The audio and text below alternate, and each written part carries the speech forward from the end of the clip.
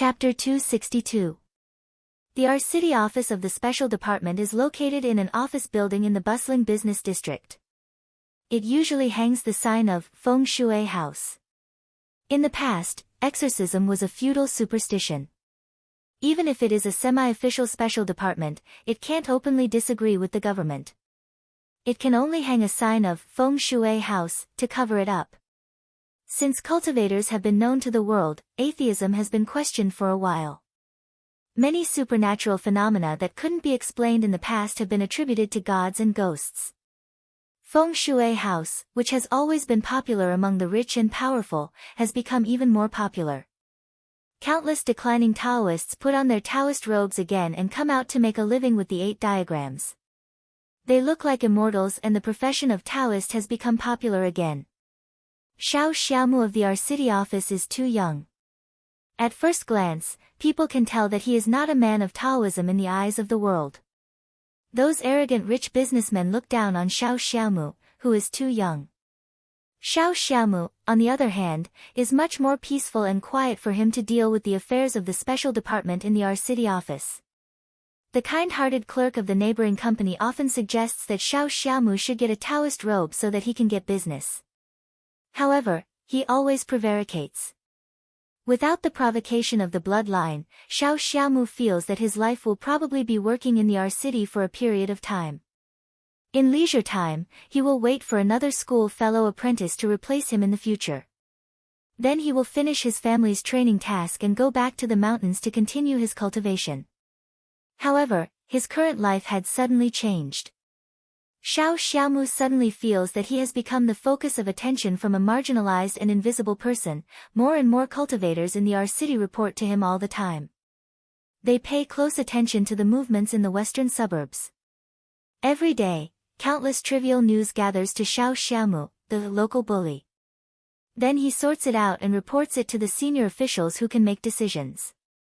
Before Master Mu and others arrive, and Minister Chen Yun has to stay in the capital, Master Lin is the most powerful senior official in the R City. Strength is the absolute truth. Xiao Xiaomu feels this truth more and more recently. His colleagues in the special department are easy to talk to, and his old brothers and sisters are easy to talk to. What he is most afraid of now is the group of individual cultivators who are too enthusiastic to him. Who is to blame? In fact, it's Xiao Xiaomu's fault. He is too young and can't keep his mouth shut. He accidentally reveals that Master Lin has a new apprentice. The circle is so big and there are many people who know Yuan Yi. Everyone knows that he is an individual cultivator. However, this individual cultivator, who used to have no power or influence, suddenly becomes Master Lin's apprentice. They don't know that Yuan Yi is a registered apprentice. Even if they know that Yuan Yi is just a registered apprentice, they are still jealous of him. It is not easy. Master Lin is the only laying foundation cultivator in recent years. Not only is Master Lin the only nominal apprentice, but he is also the last alchemist in Huayan. Those small reversion pills, that were later hyped to sky-high prices, weren't they made by Martial Uncle Lin? Lin Ling, school Yang, he is Lin Yu. As a result, the rogue cultivators who dare not knock on the door of the Lin family all go to Xiao Xiaomu, who is said to have fought with Master Lin. Master, I is. Master,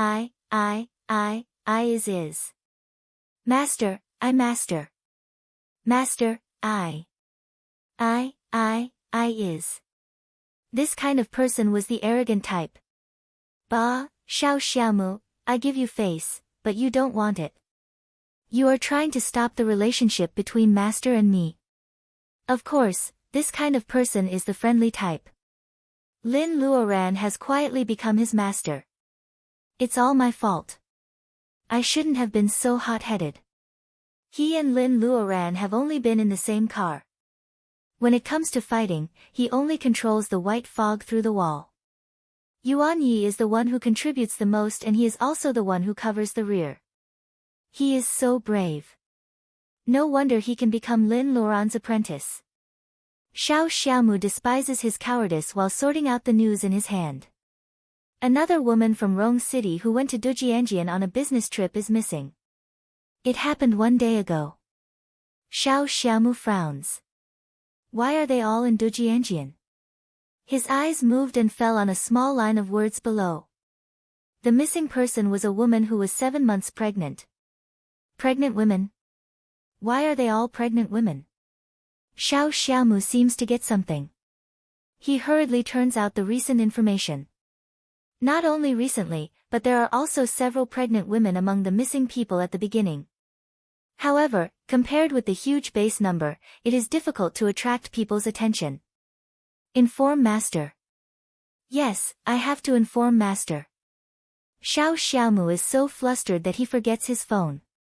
He picks up a stack of documents and rushes out. When he arrives at Lin's house, Lin Luoran has just finished collecting a furnace of replenishing qi bolus. She is a little tired. Hearing Xiao Xiaomu's analysis, Lin Luoran can't help clenching her fists. Their target, from the very beginning, was the pregnant woman. She can't wait any longer. She has to act as soon as possible. Lin Luoran suppresses her anger and tells Master Mu about it. The situation is worse than she thought. Not only the island country but also the cultivators of the country of ice and snow in the north want to take advantage of the chaos of the bloodline. So, she can only rely on herself and a group of young people in the later stage of training qi. Lin Luoran is silent for a moment. Then she whispers to Xiao Xiaomu. Xiao Xiaomu's young face gradually becomes serious. Lu Mei doesn't know how the person in front of the car got out. When she slams on the brake, she almost bumps herself out. After a long friction sound, she subconsciously covers her belly tightly. She has been pregnant for 7 months. For the first time, she realizes that she is driving alone. She should have asked her colleagues to help her. The new store in Dujianjian is important, but her baby is more important than her work.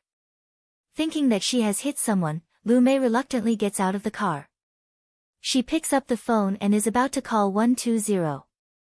Before the phone is connected, she sees the injured person lying on the ground. There is no blood on the ground. The injured person's face is on the ground, and her blonde hair is exposed under the hat. Judging from the figure, it is a woman. I hope nothing bad happens to you. The phone is finally connected. Before Lu Mei reports the specific location, the woman lying on the ground suddenly moves. Lu Mei hurries forward and asks, "Are you okay? Are you conscious? Can you talk?" Lu Mei squats down with difficulty and pushes aside the blonde hair covering the woman's face. She sees a pair of royal blue eyes blinking at her twice, and then Lu Mei passes out. Half asleep, Lu Mei feels that she is carried into the car. The car keeps driving. She tries to open her eyes halfway and sees many foreigners. When she wakes up again, a pair of brown eyes stare at her, which startles her. It is a woman with disheveled hair and stinks. Even Lu Mei, who is pregnant, almost vomits. She feels dizzy. Where is this? Who are you? The woman with disheveled hair doesn't answer her.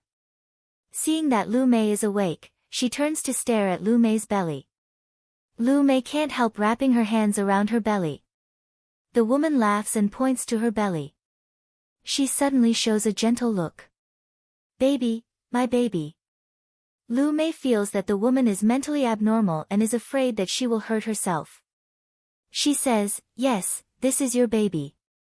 Can you step aside and let the baby rest for a while?" The woman was very obedient and pushed her away. Just as Lu Mei was about to let out a sigh of relief and look around, the woman suddenly screamed again, "That's not my baby, it's a monster, it's a monster.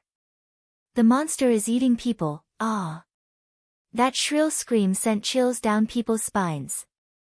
Just as the woman rushed over, Lu Mei heard a muffled sound, and then the woman who attacked her fell down. It turns out that another pregnant woman saved her. Lu Mei finally finds that this is a huge basement. There are mattresses on the ground. On each mattress, there is a pregnant woman with a protruding belly. Some of them are lying on the mattress in a daze. It seems that they have already given birth. She doesn't know why she suddenly has such a sudden idea. Have they already given birth? Such a basement doesn't meet the requirements of a delivery room at all. Thank you for saving me. She thinks for a while and decides to start with the pregnant woman who saved her. Years of frontline sales work have made her very good at observing people's expressions. This pregnant woman doesn't seem to be in a panic, so she should have come earlier than her. The pregnant woman smiles. You won't be grateful to me soon. Lu Mei doesn't understand this sentence and feels a little embarrassed. But soon, just 2 hours after she woke up, another pregnant woman began to have labor pains. Seeing the woman rolling on the ground in pain and beating her belly, Lu Mei is shocked. Other pregnant women, including the one who saved her before, are all curled up on the mattress in fear. It seems that they don't want to help a dying woman. How can you do this? Shouldn't you help her at this time? Lu Mei is so angry that she struggles to get up. But she is pulled by the pregnant woman beside her. The haggard woman's face is full of tears. Don't go over there. You can't go over there. She gave birth to a monster, a monster. Each of us will give birth to a monster, monster. Lu Mei really wants to ask what are you talking about, but she finds that the words of the haggard pregnant woman seem to open the vent of everyone's emotions. Everyone except Lu Mei begins to cry, and some are giggling. In the chaos, the whole basement is filled with a kind of atmosphere called despair. Lu Mei suddenly feels that her heart is tight. God, who can tell her what is going on? Chapter 263. The pregnant woman is about to give birth, beating her belly. 2 pale European girls come down the basement stairs. Lu Mei recognizes the pair of sapphire blue eyes. Seeing the pregnant woman beating her belly like crazy, the female vampire sneers and grabs her hand. You humans are just so. How can there be such a mother in the world who wants to kill her unborn baby? She is so strong that red marks appear on the pregnant woman's wrist. She desperately tries to break free, but the pain in her belly makes her weak. Her hair is wet with sweat. Monster, I don't want to give birth to a monster. The other vampire girl with flaxen long hair covers her mouth and laughs. It's not up to you. She is holding a tray with several syringes on it. The liquid mixed with red lines is shining with a strange luster under the incandescent light in the basement. Alice, pay attention to the hatching. I'll give some injections to the newcomers. The flaxen-haired vampire girl may not be able to speak Huaxia. She speaks English from beginning to end because of her archaic grammar. When Lu Mei hears the word hatching, she thinks she misheard it. However, seeing the foreign girl walking over with the tray, Lu Mei realizes that she is the newcomer the 2 girls are talking about. Injection. What are they going to inject into her? Is this the research base for biochemical technology like in the movies? Is that why these women say that the babies they give birth to are all monsters? Lu Mei covers her belly and steps back. She can't let them hurt her baby. However, the basement is so small, and there are many pregnant women living there. Lu Mei steps back, but she has already invaded other people's territory. The pregnant women are shivering. Her arrival only makes them more frightened. The girl with flaxen long hair has skillfully picked up a syringe. Her cold eyes sweep through the crowd and fall on Lu Mei. As soon as she takes a step forward, Lu Mei feels that the sky is falling. At this critical moment, the pregnant woman who has been in pain for half an hour has successfully given birth to a baby. A weak baby cries. The girl with flaxen long hair pauses and turns her head. What's the baby? Lu Mei curls up in the corner and thinks in shock. Shouldn't you ask whether the baby is a boy or a girl? Why do you ask what's the baby? Is the baby really a monster? The sapphire blue-eyed Alice seemed a little disappointed. Come and take a look. The flaxen hair retracts and puts down the tray. Lu Mei feels that she has escaped from death. She can't help but look at the pregnant woman who is giving birth. It is a wrinkled newborn with blood and dirt. Lu Mei sees his head first and breathes a sigh of relief. Although it is wrinkled and thin, it is indeed a normal baby. How can these people say that it is a monster? Another failure. Alice handed the baby to the girl with flaxen hair. The latter turned around, and Lu Mei finally saw the whole picture of the child. Under the normal head was a severely disproportioned body. There were no hands or feet, and there were claws in the corresponding places. And those pitch-black things, are they wings? Heavens, the area below the newborn's head clearly looked like a bat. Lu Mei felt that she had fallen into a cold pond. Her whole body was cold, and she could not help but shiver. These people are doing some kind of experiment on the pregnant woman. According to Alice, this is a failure, so the so-called finished product is a complete bat? Great fear tightly entangles Lu Mei like seaweed. She wants to escape and pass out, but God is against her. Lu Mei is very sober, very sober. Will she give birth to such a monster? Alice walks out with the monster baby in her arms. The girl with flaxen hair doesn't care about the weak postpartum pregnant woman. It seems that her mission has been completed after giving birth to the baby. She wipes the blood on her hands and holds the tray again. Lu Mei feels that her heart is pounding again. She has already felt the cold light shining on the tip of the needle. The girl with flaxen hair is approaching her. Who can help me? Honey, come and help me. Lu Mei, who is always cheerful, can't help crying. Her wrist is caught. Lu Mei struggles desperately in horror. The door of the basement suddenly opens again. Wait! It is Alice. She is back. At this moment, Lu Mei even wants to thank her. The monster baby in Alice's hands is gone. She runs in a panic. Seeing that the girl with flaxen hair hasn't injected it yet, she is relieved. Miss Crystal said that this batch of injections must be refined again. Don't inject the newcomers for the time being. Dodged a bullet? Lu Mei is stunned. She watches the girl with flaxen hair walk out with the tray. When the door of the basement is closed again, Lu Mei can finally relax for a while. The basement is a mess. Lu Mei is soaked. It is late autumn. She will catch a cold wearing wet clothes. Lu Mei wants to get some fresh air. She moves to the wall. It is a vent close to the ground. Lu Mei suddenly feels water splashing on her face. Is it raining?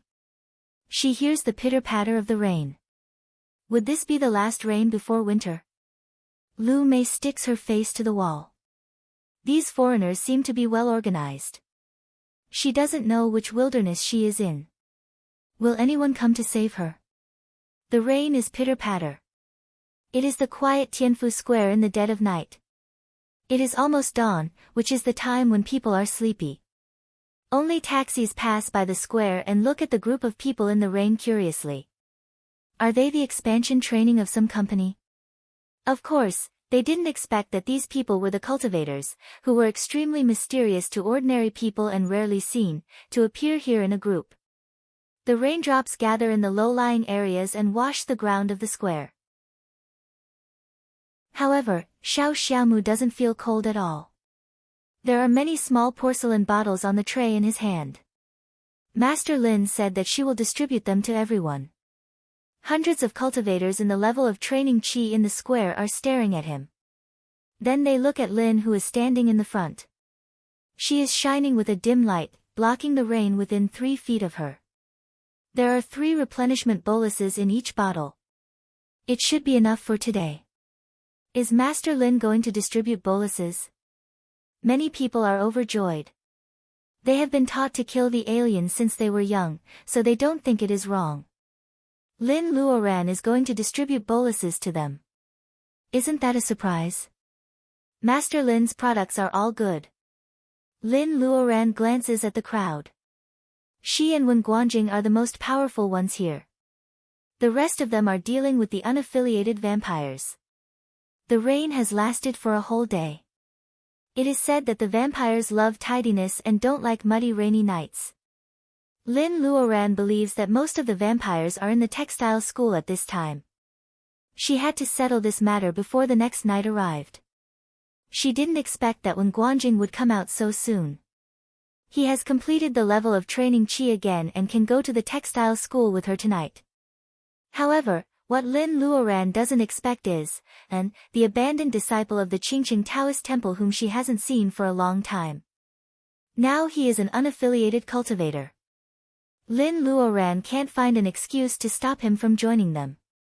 There are many familiar faces in the crowd. They are her teammates who went to the secret land with her.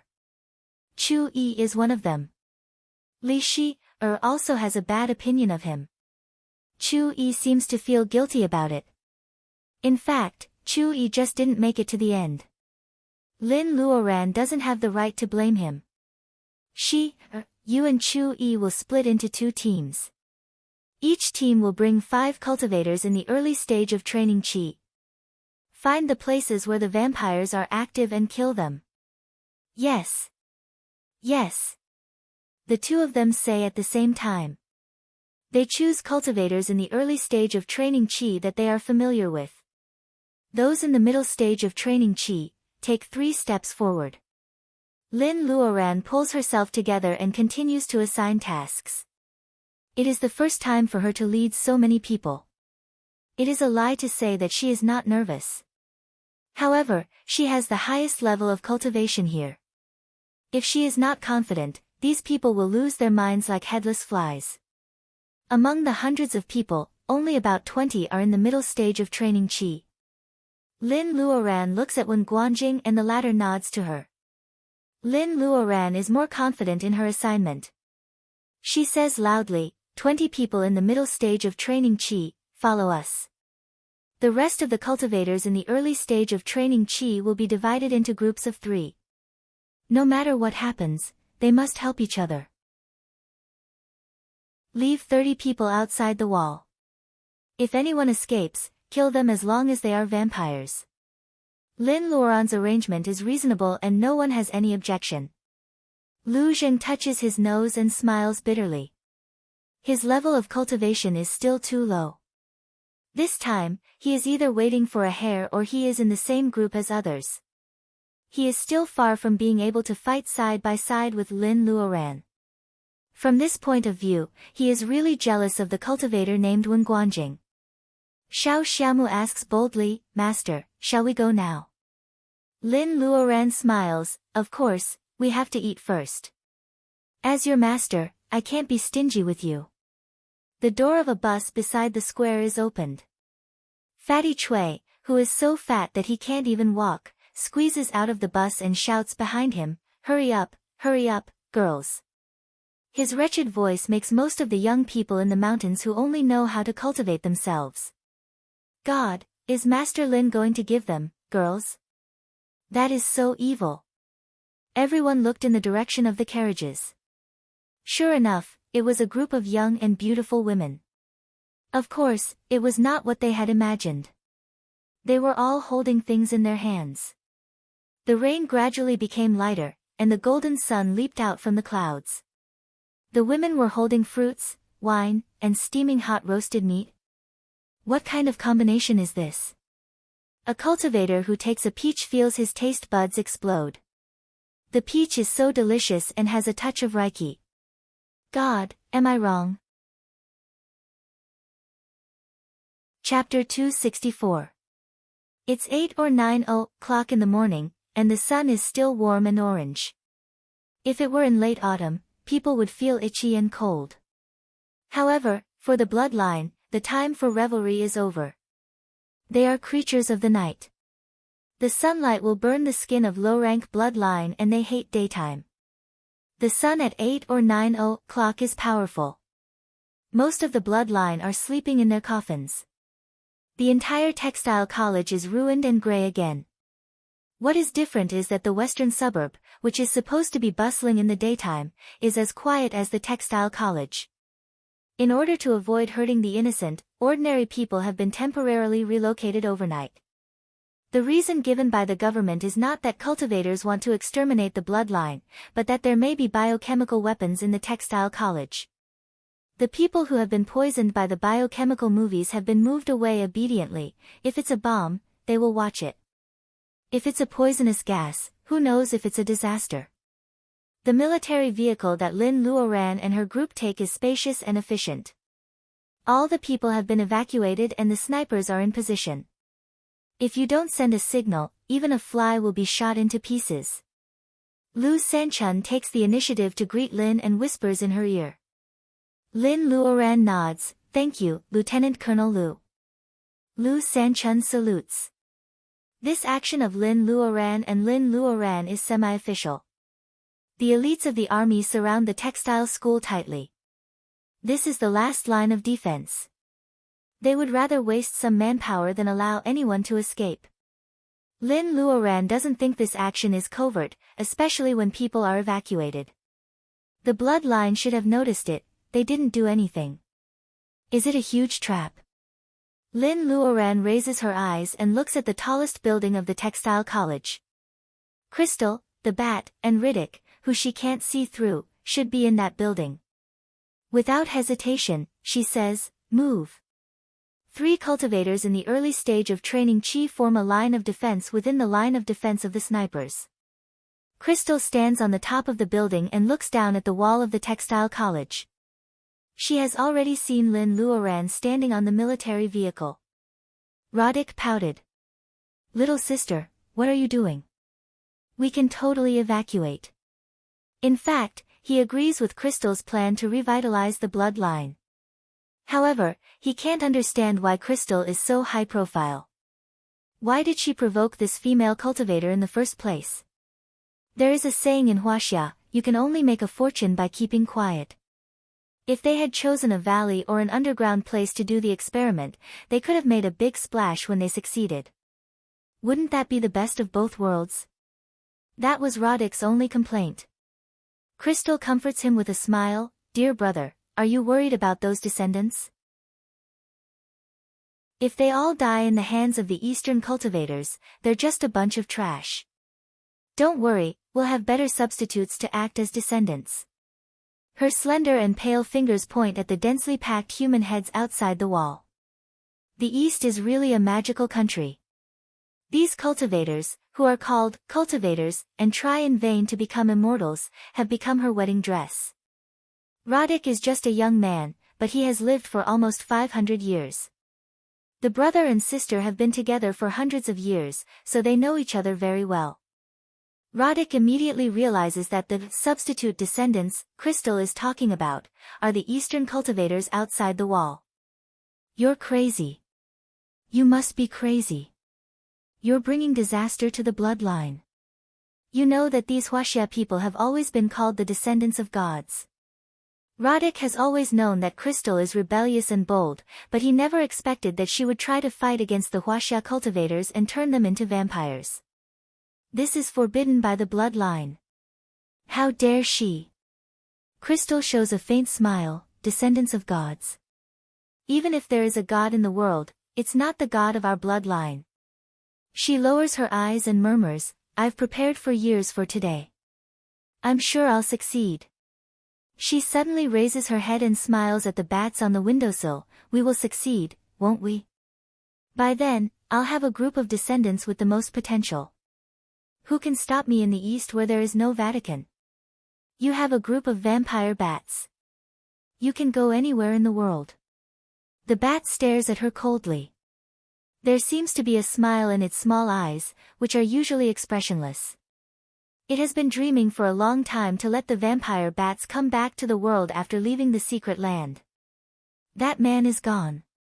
Just like no one can stop the bloodline from spreading in the East, no one can stop the vampire bats from coming back to the godly land.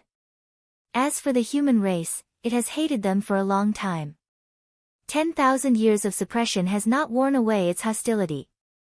Instead, it hates them more and more. Then, it will give them to the inferior bloodline. Although they are only half monsters, they are much more pleasing to the eye than the human race. Crystal suddenly raises her voice, "Alice."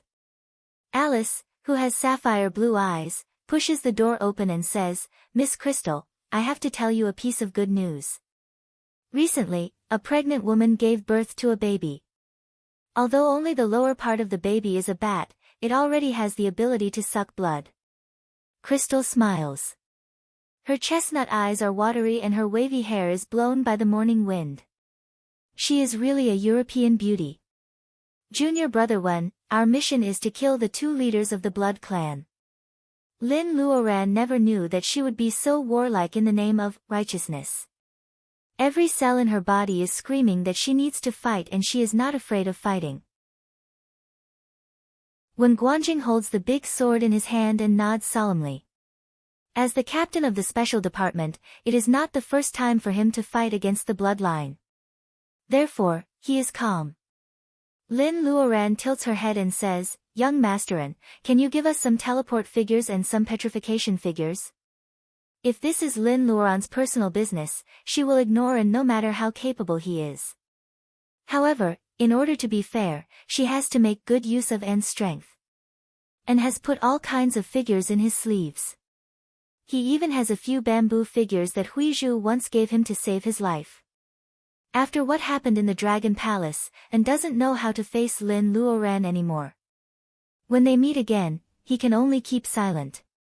Lin Luoran looks to the left. She has a headache. Huang Weijian said that his magic weapon can restrain the bat and he insists on following them. It is extremely dangerous for a cultivator at the early stage of training Qi to face the bat. Huang, before Lin Luoran can say anything, the boy clenches his fists and says, "I will protect myself and stay far away from them. I am only responsible for restraining the bat monster temporarily. I will not act rashly." He is precocious and assertive. Lin Luoran can't change his mind. She has to remind him again. Then she casts a spell and flies over the high wall. It was the first time that the snipers hiding in the distance had seen the means of the cultivators. Someone was flying in the sky without any assistance in broad daylight. This was obviously in conflict with the law of universal gravitation that they had been taught since they were young. If they had not been well trained, they would not have calmed down after only a few seconds. Lu Sanchun stares at Lin Luoran. A few years ago, Lin Luoran saved Baojia. At that time, he didn't see the whole process, so he was not as shocked as he is now. She is flying. There is no steel wire or magic weapon that cultivators usually use. She is flying with her own strength. Flying. This is an ability that even some low-level cultivators are envious of. They look up at the figure flying high. The wind blows up her skirt and her long hair. She looks like a goddess of war coming to the human world. This is the young and powerful Master Lin. She has reached the level of laying foundation after 4 years of cultivation. She is the idol that everyone can't help but worship in this era of declining cultivation. Chapter 265. The morning wind stops. The western suburb has always been windy. The cyclones that people love and hate stop when they come to the building. Maybe it is due to the low air pressure or it is a coincidence. And throws several figures in his hands. They are fast wind figures, which are 1 level higher than teleport figures. Huang Weijian feels like he is floating. While he is feeling curious, and puts a bamboo figure in his hand. It is a warm bamboo piece. And says in a low voice, "Crush it when you are in danger." Some of the old buildings had already been set ablaze. The cultivators who were wiping out the small blood clan had already begun. Only fire can burn the dark side of the world. The bloodline is screaming. Sound waves are coming from all directions. When the sound waves gather around Lin, Huang Weijian is the only one who feels uncomfortable. The teenager frowns and writes 2 7-character poems. An invisible shield forms around him and the sound waves are blocked. The battle in the textile school is fierce. However, Crystal and her sister are very calm. They still don't want to show up. Lin Luoran doesn't want to play tricks on them. She draws the bright sword in her hand and the blue light of the sword becomes stronger. Lin Luoran doesn't care about her moves at all. Ordinary steel and cement can never withstand the attack of a grade 5 flying sword. The whole building collapses in front of everyone. This scene boosts the morale of the cultivators who are fighting. Even the bloodline feels scared. They are just low-level bloodline with different talents. However, none of them can destroy a building so easily. Is this the real power of the Huaxia cultivators? 2 people fly out of the building before it collapses. They spread their wings and create a hurricane that fills the battlefield with dust. One is beautiful and the other is handsome and cute. They both have the same high noses and deep eyes. Their hair color is lighter than chestnut. They look similar. Who else can they be but Crystal and Riddick? Ruining someone else's house isn't something a true lady should do. Roddick didn't know how he could still laugh, but he spoke with a hint of indifference. Lin Luoran holds the sword horizontally. Sorry, the last 3 generations of my family were farmers. Lin explains to Riddick. However, the place where the sword light is rushing to is where Crystal is floating. The bright sword is covered with white light. Lin doesn't see the little bat. She feels uneasy. She has to kill the brother and sister as soon as possible. Crystal's impression of Lin Luoran seems to be the same as a few years ago. At that time, Lin Luoran was still in the later stage of training Qi. Lin Luoran's attack was strong, but she still had a chance of winning. Crystal knows the levels of cultivators in Huaxia, but she has never fought with a cultivator in the level of laying foundation. It seems that there is only a small gap between training Qi and laying foundation. In fact, cultivators in the level of training Qi can only use Reiki, while cultivators in the level of laying foundation have Wakan inside their bodies. Their strength has changed. Even though they are both using grade 5 flying swords, the power of Lin Luoran's attack has changed dramatically. Due to her carelessness, Crystal almost suffered a great loss. She dodged the sword awkwardly. Riddick wants to help, but when Guanjing, who has completed the level of training Qi, is enough for him to deal with. And is standing next to Huang Weijian. He doesn't go to help. His figure paper must be used in unexpected situations. With someone standing beside them, the teenager feels less nervous. The bat he saw last time doesn't show up, nor does the bald pen. Where is it? After calming down, Crystal's killing intent is even more intense. She has lived for hundreds of years. In recent years, many people have been killed by her, not to mention ordinary people, even members of the bloodline have died in her hands. Crystal is much more experienced than Lin Luoran. The 2 of them are evenly matched for a while. What makes Crystal angry is that speed has always been the advantage of the bloodline. When they move to the extreme, they can even leave a shadow. No matter how Crystal moves, Lin Luoran's flying sword seems to know where she will appear in advance. The sword is ready, waiting for her to show up, and the blue light will fall. What confuses Lin Luoran more is that Huaxia cultivators are known for their weak physical bodies. Huaxia cultivators are famous for their long-range attacks. Lin Luoran's strange spells have indeed troubled many foreign cultivators. However, why is Lin Luoran's speed not much slower than hers? While moving, Crystal doesn't leave a shadow, but she can catch up with Crystal in an instant. Huaxia cultivators have thousands of spells. Of course, Crystal doesn't know that this is the added value of the high-level, fast-wind figure. It is even easier for Crystal to predict where she will appear. Lin Luoran focuses half of her spiritual mind on Crystal.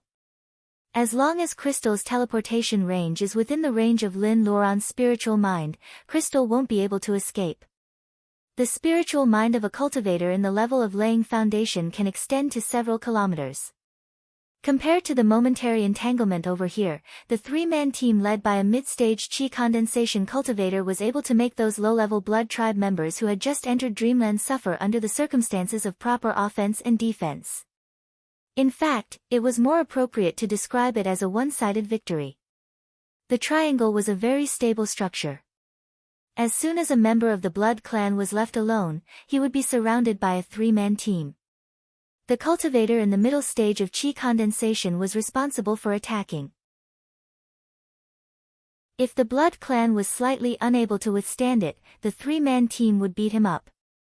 This kind of method was naturally not open and aboveboard if it was used in a martial arts competition.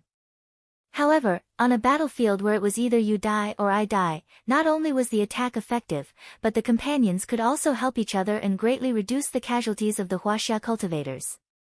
They haven't experienced this kind of pleasure for a long time. In fact, in similar situations in the past, some people have come up with a way to form a team with the 5 elements complementing each other. However, the Taoist route is very rare, not to mention becoming a cultivator in today's declining world of cultivation. In the past, all of them were talented. Geniuses look down on geniuses the most. They are not convinced by their companions, so naturally, they won't cooperate. In everyone's eyes, only Lin Luoran, who stands out from the crowd of geniuses and leaves everyone else far behind, can convince these awkward young cultivators with her strength. They are willing to listen to her and be twisted into a rope. Wen Guanjing almost achieved this kind of prestige at that time. However, he is just a peer. They call him Brother Wen. How can he be called Uncle Master by Lin Luoran? There are also some members of the bloodline who don't want to fight and try to break out of the encirclement. After flying out of the wall with wings on their backs, the team of 3 guarding outside is bored. When they see a member of the bloodline flying out, they throw fireballs and hailstones at him without hesitation. After letting the member of the bloodline enjoy the taste of ice and fire, they force him to the ground with magic weapons. It will be easier to fight on the ground. However, Lu Zheng has not been tempered in actual combat. He is scratched by the long claws of the bloodline and a large piece of flesh is taken away. Lu Sanchun recognizes Lu Xiaodong, who almost becomes the grandson-in-law of the Qin family. He sees him covered in blood through the telescope and orders the sniper near him to shoot in a muffled voice. But now, with a dull sound, there is a rain of blood in the middle of the bloodline's eyebrows. A small blood hole is unfathomable. He looks at the direction of the sniper with unwilling eyes. The leader of the team of 3 seizes the opportunity to cut off his head and throws a fireball on him. The bloodline has no way to survive. The bloodline may die without understanding that he will die in the hands of an ordinary soldier after drinking so much blood in his life. The civilization of science and technology finally shows its power. As long as it is used properly, these firearms are also nightmares for cultivators. Lu Sanchun sees this scene through the telescope and pats the shoulder of the sniper next to him to show encouragement. The tight camouflage uniform cannot hide the sniper's figure. She turns out to be a female soldier. Feeling Lieutenant Colonel Lu's praise, Lin Qingxue feels so excited that her palms are wet. She actually shoots a vampire. It's incredible. More snipers are encouraged. They ambush in the buildings in all directions and by the windows, teaching the bloodline a painful lesson from time to time. Lu Sanchuan's serious face softens a little. According to the current situation, it will be a great victory this time. The screams of the bloodline who is burned to death stimulates Riddick, who is softer than crystal. Many of the dead bloodline are his descendants. He gives them the embrace and accompanies them through the most difficult period of transformation. He also teaches them how to be a qualified bloodline wandering in the dark. Although it is not as close as the father-son relationship of human beings, it is much stronger than the relationship between ordinary teachers and students. Hearing the shrill screams and seeing the bloodline die in the hands of Huaxia cultivators one after another, Riddick realizes that it is not as easy to accept as he thought. Compared with the ambitious Crystal, he wants this group of descendants whom he has been with for many years more. You forced me to do this. There is cyan light flowing between Riddick's dark wings. Lin Luoran, who accidentally glances at Riddick, remembers the completely different attacks of Crystal and Dana. Lin Luoran blocks Crystal's attack with her sword and shouts to Wen Guanjing, "Watch out." As Riddick moves his 10 fingers, a cyan crystal is condensed in front of his chest.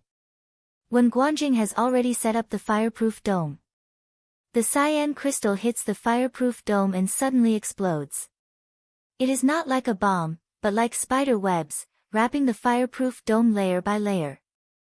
It seems that Wen Guanjing is trapped in a cocoon of his own making. He has trapped himself a few feet away from the fireproof dome, but he doesn't dare to remove the fireproof dome, otherwise the spider webs will entangle him. Riddick rushes to a cultivator in the middle stage of training Chi who is about to kill the bloodline. He is so fast that ordinary cultivators in the middle stage of training Chi can only look at him in the dust. Before the cultivator can cast a spell, Riddick scratches his back and lifts him up. Riddick's sharp teeth have broken out of his mouth and bites the cultivator's neck. As long as Riddick stops sucking blood, the cultivator will be sucked dry in a few breaths. The team of 3 cultivators in the early stage of training Chi is shocked by Riddick's strength and they don't react for a while. The blood full of Reiki refreshes Riddick. He has never drunk the blood of a Huaxia cultivator before. It turns out that it is so sweet and delicious. At this moment, he has a feeling that Crystal's risky plan to develop in Huaxia is worth it even for such delicious blood. Riddick looked as if he was walking on air for a short while. 4 yellow talismans surrounded him without making a sound. And, who has been acting like an invisible person, finally makes a move, the figure circle of Qingqing Taoist Temple. Chapter 266. Even Lin Luoran doesn't expect that An, who is only in the middle stage of training Qi, has mastered an offensive figure circle. Lin Luoran has seen Huizhu and An use figure circles. She thinks that figure circles are just used to control the enemy with the power of overlapping figures. She has never equated it with big weapons. Not to mention Riddick, who has been living in a remote corner of the UK. He is really strong. Seeing that she is surrounded by 4 figures, he doesn't care at all. Compared to the bodies of humans, the bodies of vampires were much stronger. Riddick had never thought that he would be injured by an electric bolt as thick as a pinky finger. Shaoan controlled the rune array and accurately avoided the cultivator who was caught by Riddick. The electric bolt hit Riddick's cheek close to his fangs. With the burning pain, Riddick even suspects that his teeth have lost their strength. Not only that, the electric light is spreading all over his body. He is so weak that he can't catch the cultivator in the middle stage of training Qi anymore. The cultivator, who has lost too much blood, falls to the ground with only 1 breath left. What are you waiting for? After the figure circle, An adds another petrifying figure and shouts at the 3 cultivators who are dumbfounded. The 3 of them, who lacked actual combat experience, suddenly realized what was going on. In a flurry, they dragged their dying senior brother back. Their eyes were red, and they threw all kinds of spells at Riddick, most of which were fireballs. The range of the rune circle was limited, so Riddick had lost his speed, which was his greatest advantage. Coupled with the petrification spell from Shaoan, his black wings were getting heavier and heavier. For a moment, he was forced into a dangerous situation by these young cultivators. The cold-blooded Crystal has feelings for her brother. Seeing that he is in danger, she flaps her wings and gets out of Lin Luoran's attack range. She doesn't save Riddick first. A bloody light forms between her fingers. Lin Luoran's pupils shrink. She is familiar with this move. It is the blood punishment that Crystal used in the Bat Cave. The power of blood condenses into a knight's long sword. The red light cuts at An. Of course, An won't stay there and wait for Crystal to kill him. He has been using the fast wind figure on himself. However, if he runs away, the figure circle will not be able to trap Riddick, who is very powerful. Is the situation that Lin Luoran has worked so hard to win? Is it going to be destroyed by Crystal's attack? Lin Luoran feels that she can't let this happen. The moment Crystal turns around and flies away, she has already pulled the bow and arrow. An, who was a little flustered by Crystal's momentum, surprisingly calms down. A fiery arrow is put on the bowstring. This scene can't be more familiar. In the Hall of Nothingness, Lin Luoran's powerful arrow even pierced through Xin Yuanping's black lotus petals and made her vomit blood. When An barely avoids Crystal's blood punishment, he has a strange thought. As expected, being Master Lin's teammate is more reassuring than being her enemy. As he dodged, the glyph formation lost control, and Riddick was about to escape. At this time, the sun is about to rise to the middle of the sky. It is only a few minutes away from noon. When the arrow leaves her hand, Lin Luoran feels that this arrow is no less powerful than the arrow formed by the strange fire in the Dragon Palace. Lin Luoran can't help but look up at the sun above her head. Is it because the environment here is completely different from that of the Dragon Palace? Or is it because of the coincidence that the arrow of light is acting strangely? Is the power drawn by the spell the most amazing power of the arrow of light, the power of the sun? The arrow is an inanimate object, so it can't answer Lin Luoran's question. It comes at Crystal with unparalleled power. Sensing the danger, the bloodline girl turns around. She can't fight against it, so she has to dodge.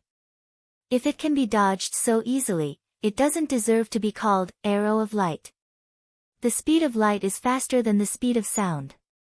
No matter how powerful Crystal is, she is only a member of the bloodline, not a primitive monster. The arrow of light, which can kill opponents of a higher level, is accurately shot by Crystal's wings, which are glowing with golden light. At the same time, the glyph formation collapses, and Roddick escapes. Crystal is not only hit by the arrow. To be exact, the body that she is so proud of is vulnerable under the power of the arrow. With a flash of fire, the root of Crystal's wings is pierced. The arrow of light missed Crystal by a few inches. Seeing that the bloodline girl's wings are seriously injured and falling down, Lin Luoran feels sorry that she didn't kill Crystal with one shot. The arrow of light feels its master's resentment. After piercing through Crystal's wings, it runs out of power. When the cultivators of Huaxia are all running away in fear, the descendant saved by Roddick is pierced through the heart by the arrow. The descendant is nailed to the tall laurel tree in the yard. His sister is seriously injured and his descendant is shot to death. Roddick no longer finds Lin Luoran interesting. He wonders if today's tragedy was destined when Crystal fell in love with Lin Luoran. He flies to catch Crystal, who is falling down. When he falls to the ground, his blackened face is still twitching. Lin Luoran rolls her eyes. The fire bow, which is engraved with a three-legged gold crow, appears in front of her again. The powerful arrow makes Roddick feel hopeless. He holds Crystal tightly. Their cold bodies can't warm each other, but he stubbornly wants to pass more strength to his sister. Crystal, who should be scared, buries her head in Roddick's chest and smiles creepily. When Guanjing finally finds a way to deal with the spider silk. After the dazzling fire, he is released from the world and comes to Lin Luoran quickly. The fatal arrow in Roddick's imagination doesn't fall. He looks up and finds that Lin Luoran is aiming at the laurel tree behind them instead of the siblings. Lin Luoran is sweating. When Guanjing and An are confused. Huang Weijian, who has been vigilant, is also staring at the laurel tree. The body of the bloodline is still under the tree. Nothing seems to be wrong. However, the bald pen in Huang Weijian's hand is shaking uncontrollably. Fear, joy, excitement, such complicated emotions are passed to Huang Weijian by the bald pen. He knows that the bat monster has shown up. Venerable, are you still not coming out? Lin Luoran is very nervous, but she is also confident. No matter how powerful the bat is, it can't be the real one in the black fog on the magnetic mountain. If it is the bat, she would have been swallowed by the monster a long time ago. Lin Luoran is very nervous. Lin Luoran can't forget the feeling when the black fog looked at her bead. Lin Luoran feels that it knows the bead. In her eyes, anyone who knows about the bead, no matter human or monster, will covet it. Lin Luoran can't imagine who made such a powerful spirit treasure. Is it a real god? Lin Luoran is so nervous that her palms are sweating. The bow and arrow are not real, but her palms are wet. Lin Luoran is so focused. If that arrow had really drawn the power of the sun, would it have been able to kill the bat with that kind of power? Lin Luoran tells herself that her arms are steady. Most of the low-rank bloodline have been killed by the United Huaxia cultivators. The whole yard is scarlet, mostly the blood of the bloodline. The Huaxia cultivators have finished the battle. Feeling the solemn atmosphere, they stay away from the laurel tree. However, they don't give up on surrounding the two high-level blood line on the ground. With a burst of laughter, a pointy face appears on the trunk of the laurel tree. It is the vampire bat. How have you been, humble chi trainer? A bat spoke. All the cultivators retreated. Compared to the half-demons of the Blood Clan, this bat that could speak was the real demon, right? However, no one knows that it is not an ordinary bat monster, but a powerful monster that dominated the primitive land tens of thousands of years ago. Lin Luoran is not in the mood to catch up with it. When the bat monster appears, she shoots the arrow of light at the half-meter-long vampire bat. Compared to Riddick's despair, Lin Luoran sees the disdain on the bat's human-like face. This female chi trainer has forgotten her past again. It seems that she has to make a deeper impression on her this time. The wings of the blood bat suddenly extended, and the entire textile school was instantly covered by a black curtain, losing all light. Chapter 267. The sky suddenly darkened, and the people present were in chaos. This was especially so when the fiery red arrow, which was originally flowing with brilliance, suddenly dimmed and fell before it could reach its destination. This caused the cultivators on the other side to panic. The blood line who is not completely dead makes the last blow. There are some screams in the dark, and the Huaxia cultivators are even more panicked. Someone thinks of the fireball spell in panic and casts it in a hurry. However, when he sees someone seriously injured on the ground, the fireball spell, which usually consumes little Reiki, becomes the size of a bean oil lamp and then goes out. Could it be that fire was not allowed to exist here? Cultivators have always thought that the spells of the 5 elements are omnipotent, but they have never encountered such a situation. What should they do? Not everyone has clear eyes like Lin Luoran, who can see things in the dark. In the dark, cultivators breathe heavily and stay close to each other to reduce casualties. In the midst of the panic, a glimmer of light suddenly shines in a direction, illuminating the huge yard. Everyone looks in that direction. It is Lin Luoran holding a flower that they don't recognize. The flower is glowing and emitting light steadily. Many people will never forget this scene for the rest of their lives. Master Lin is holding a huge glowing flower in her hand. Her side profile is illuminated by the flower. She looks calm, which comforts their panicked hearts. Because of the space, Lin Luoran is simply a scavenger. The luminous plants she collected in the Kalahari Desert come in handy at this time. With the light, some people try to tear the black cloth over everyone's head. They launch tentative attacks, but all of them are like stones sinking into the sea. After a slash, Lin Luoran doesn't want to waste Reiki. She also stops attacking and temporarily turns her attention to stabilizing the cultivators. She remembers that there are some luminous pearls. Forget it. She just picks up the luminous plants and doesn't want to show off. People move closer to her. In fact, after a moment of panic, they remember that even if they can't allow fire to exist, the light of the magic weapons they use after injecting Reiki into them is not necessarily the same as that of fire. The 2 siblings, as well as the bat demon, had all disappeared after the dim light shone. Cultivators take out their magic weapons and try to make the yard brighter. Lin Luoran thinks for a while and picks a few luminous flowers from her space and distributes them. No matter how good one's methods were, spiritual energy couldn't be wasted like this. Senior Sister Lin, now. There was no trace of the vampires in the courtyard, including the corpses that had yet to be burned. As for the Chinese cultivators, there were a few injured in the dark, moaning in pain.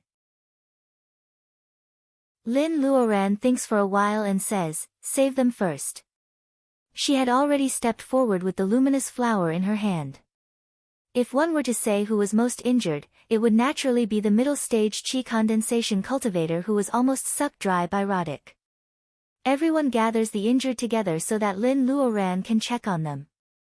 Those cultivators who have been given luminous plants automatically stand on the periphery and act as guards.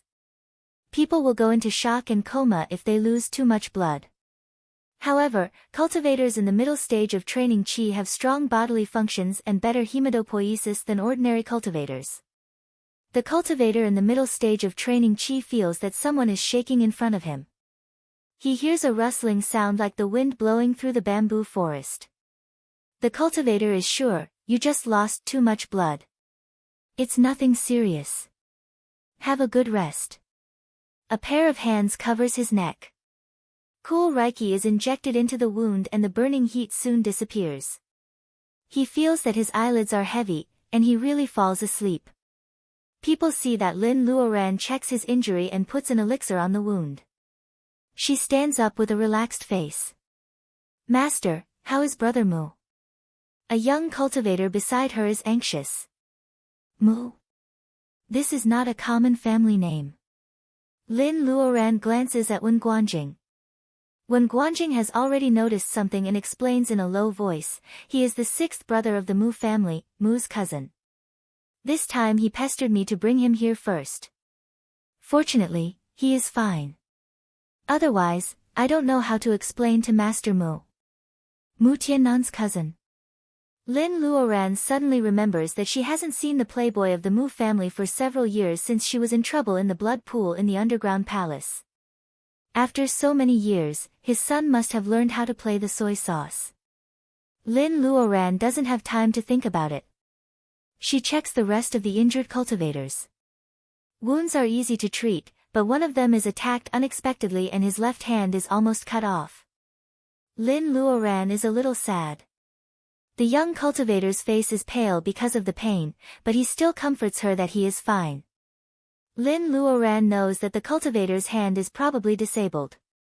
Although it is not a right hand that can make gestures, not everyone wants to be Yang Gua. Lin Luoran fixes his broken hand and stops the bleeding. She remains silent for a while. And, who has been silent, says in a low voice, maybe there is a way to reattach his hand, dragon. He knows that there are too many people at this time.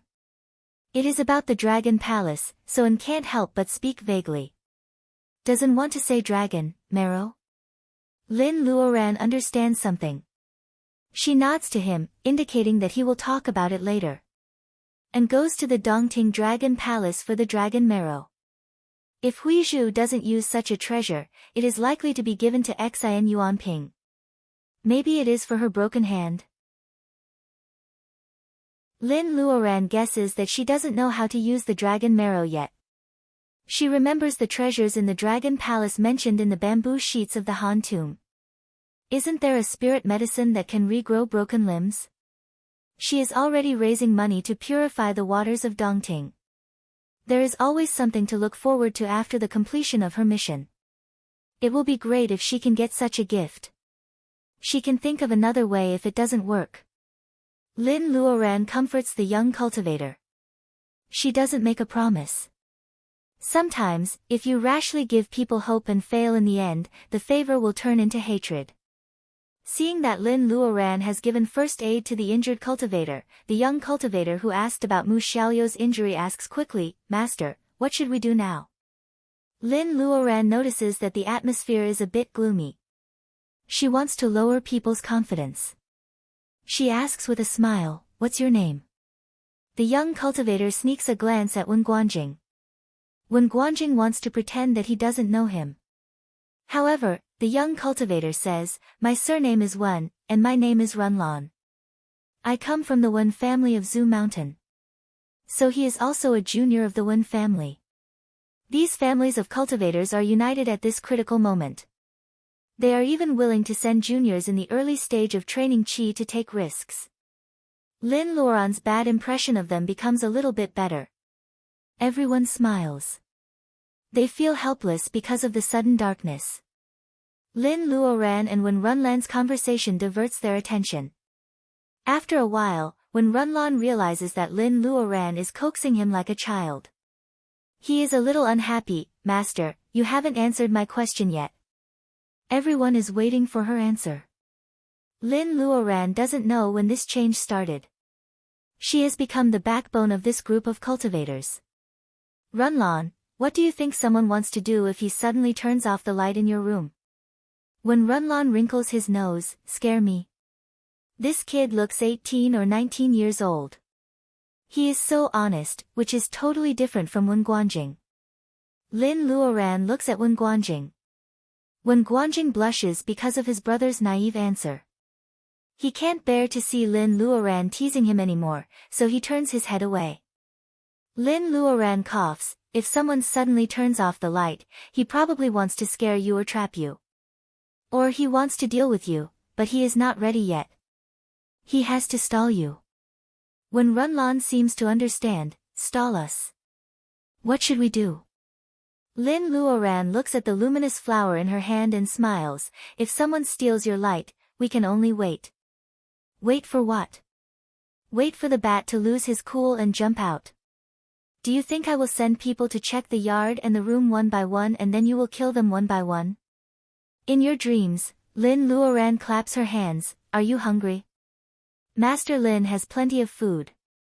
We can definitely fight with the bat monster. Everyone is speechless. Master Lin looks so cold. Why does she want to eat at this moment? Is this the difference between a super genius and an ordinary person? Look at Master Lin's mentality. Lin Luoran is smiling, but she secretly looks at the dark place where the luminous plants can't reach. The spiritual mind of the bat monster must be very strong. It can cover the whole place and Lin Luoran can't detect anything. What does it want to do? Lin Luoran's mind is slightly shaken as to whether the trump card she is relying on is 100% sure. When Guanjing has the courage to hold Lin Luoran's hand secretly behind her back. The back of her slightly cold hand is covered by a warm palm. Lin Luoran's eyelids twitch. However, when Guanjing looks at her straight in the eyes, Lin Luoran understands that this is not about romance but about encouragement. Lin Luoran has a subtle illusion. Even though she has reached the level of laying foundation, when Guanjing, who is still in the level of training qi, is still like the brother Wen she knew in the beginning. When Guanjing always makes her feel at ease. The situation suddenly changes. The cultivators who stay outside and Lu Sanchun and the others are very worried. They have to get out as soon as possible. Do they have to fight? Chapter 268. When a huge black curtain suddenly rises and covers the entire dilapidated campus of the textile school, the cultivators who stay outside can't see what is going on. They are even more panicked than the cultivators inside.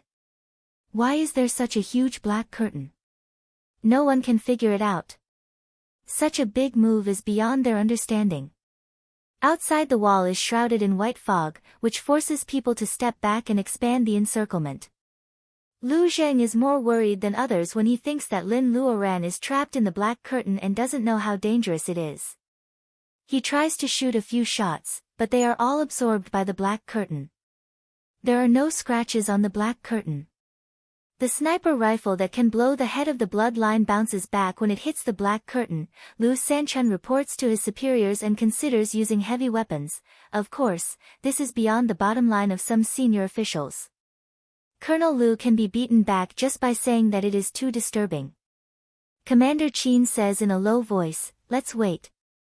Lu Sanchun feels that he is gradually calming down. He should trust Lin Luoran. Let's wait a little longer. Lu Zheng looks at the bullet shells on the ground and thinks, what if firearms and cultivation can be combined? Will the attack be more powerful? This idea is a bit whimsical. Lu Zheng picks up the bullet shells and puts them in his sleeve. However, he accidentally touches the wound on the back of his hand. He has to tear off a corner of his Taoist robe to wrap the back of his hand. While waiting anxiously, the noon sun seems to be blocked by something. Its long wings cast a large shadow on the ground. Many people can't help looking up. In the looming clouds, Goldie is hovering silently with its wings wide open. It is much bigger than before. If you look carefully, you will find that Goldie is not only bigger, but also has a coxcomb on its head. It looks like a vivid, small crown. Goldie is more vigorous, has pure golden feathers, and has sharp claws. Goldie is so eye-catching that the cultivators on the spot won't call it the mysterious hawk of the state of Huaxia, like ordinary people do. They all know that Goldie is a spirit bird raised by Master Lin. Is it your backup plan? Lu Jin murmurs. He doesn't know what Lin Luoran is thinking now. Those who were trapped in the textile school were in a better situation than those who stayed outside. They are all talking to Lin Luoran. Some of them even ask her questions about her cultivation. At first, Lin Luoran answers all their questions, but later, she is in a cold sweat. She doesn't have much knowledge. Unlike the cultivators who have a master to guide them, there are some questions that she can't figure out herself. Look at what Wen Runlan was asking. Setting up a formation. Come on, your Uncle Master Lin isn't the Horizon treasure chest. He can only look at the owner and the thousands of cultivation methods, but he can't just learn whatever he wants, right? If she doesn't answer, Wen Runlan will stare at her with admiration. Wen Runlan's face is full of, I am his fan. Lin Luoran really can't say no. Fortunately, at this moment, a sharp scream comes and attracts everyone's attention. The bat monster finally can't bear to see people being so relaxed. Here it comes. Lin Luoran doesn't know whether to thank the timing or not. She looks in the direction of the scream. The cultivators who were having a free discussion are all making gestures and setting up their swords. They are ready to attack. To everyone's surprise, it wasn't the blood-sucking blood clan or the bat monster that spoke human language. It was a pink, sleeping little face wrapped in black fog. It looked like it was only a few days old. Its eyes were closed and it occasionally blew bubbles. If it wasn't for the fact that it was floating in the air surrounded by the black fog, it would have looked like a harmless newborn. How can it be an ordinary newborn at this moment? A golden needle condenses on Lin Luoran's fingertip. She is ready to see what the bat monster is doing. The baby suddenly giggles. The baby's crisp voice lingers in everyone's ears. When Runlan is confused, what kind of trick is this? Yes, what kind of trick is this? How can a seemingly harmless baby suddenly come out and giggle at everyone? The bat monster will never do such a boring thing.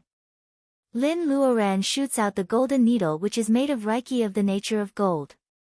The needle immediately goes into the black fog. The needle must have hit the baby.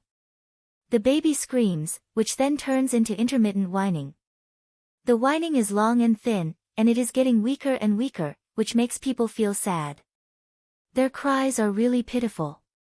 Whispers have been heard among the cultivators. Lin Luoran glances at them and sees two female cultivators who can be regarded as national treasures. Their personal ability is not high and they cry when they see blood. Lin Luoran doesn't know what they are here for this time. When Runlan looks around and finds nothing unusual. He is confused. Master, did we make a mistake? The baby is crying so miserably. It hurts. Brother Jing, why did you hit me? When Runlan is talking nonsense. When Guanjing reaches out his hand and hits his head, telling him to shut up. Mistake? Lin Luoran sneers. Even when Runlan can't survive after being hit by the needle. An ordinary newborn should die on the spot. Why does he still have the energy to pretend to be pitiful? However, the look in the eyes of the two little female cultivators really makes Lin Luoran feel helpless. Lin Luoran orders the cultivators to be more vigilant and whispers something to Huang Weijian. Seeing that he finally has a place to use his talent, the boy is excited beyond words. He steps out of the crowd, picks up the pen, and slowly reads in a voice that is still changing, Good rain knows the season, this is a happy and gentle poem. When Huang finishes the first line, there is already a slight wind coming from the pen. It is so gentle, like the spring breeze in the poem accompanied by the spring rain, which makes people full of joy. The spring breeze is blowing. It seems to be harmless. However, when Huang Weijian finishes reading, when spring happens, the spring breeze quietly goes away and blows away the black fog around the baby. Everyone present couldn't help but gasp in astonishment. The crying baby turns out to be a monster with a human head and a bat body. The reason why it can stay in the air is that it keeps flapping its wings. The two female cultivators who said that Lin Luoran was too cruel are slapped in the face. What they see makes the two female cultivators pale with fear. The strange baby seems to notice the change of people's emotions. It suddenly opens its eyes. Regardless of whether it was the eyeballs or the whites of the eyes, they were all blood red. No matter how you looked at them, they seemed to be staring at you, making you shudder. When Runlon stutters, What is this monster? Somehow, Lin Luoran thinks of the missing pregnant women. The appearance of this strange baby is too coincidental. Does the bloodline capture those pregnant women to make such a monster? Lin Luoran feels that her eyes are dry. She can't help but hold the luminous flower in her hand tightly.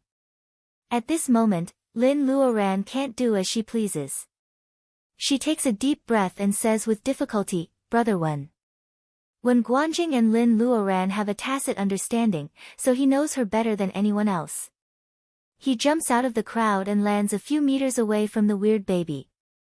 The weird baby shows a ferocious smile and ignores Wen Guanjing. Instead, it pounces on the weaker cultivators. Lin Luoran doesn't panic.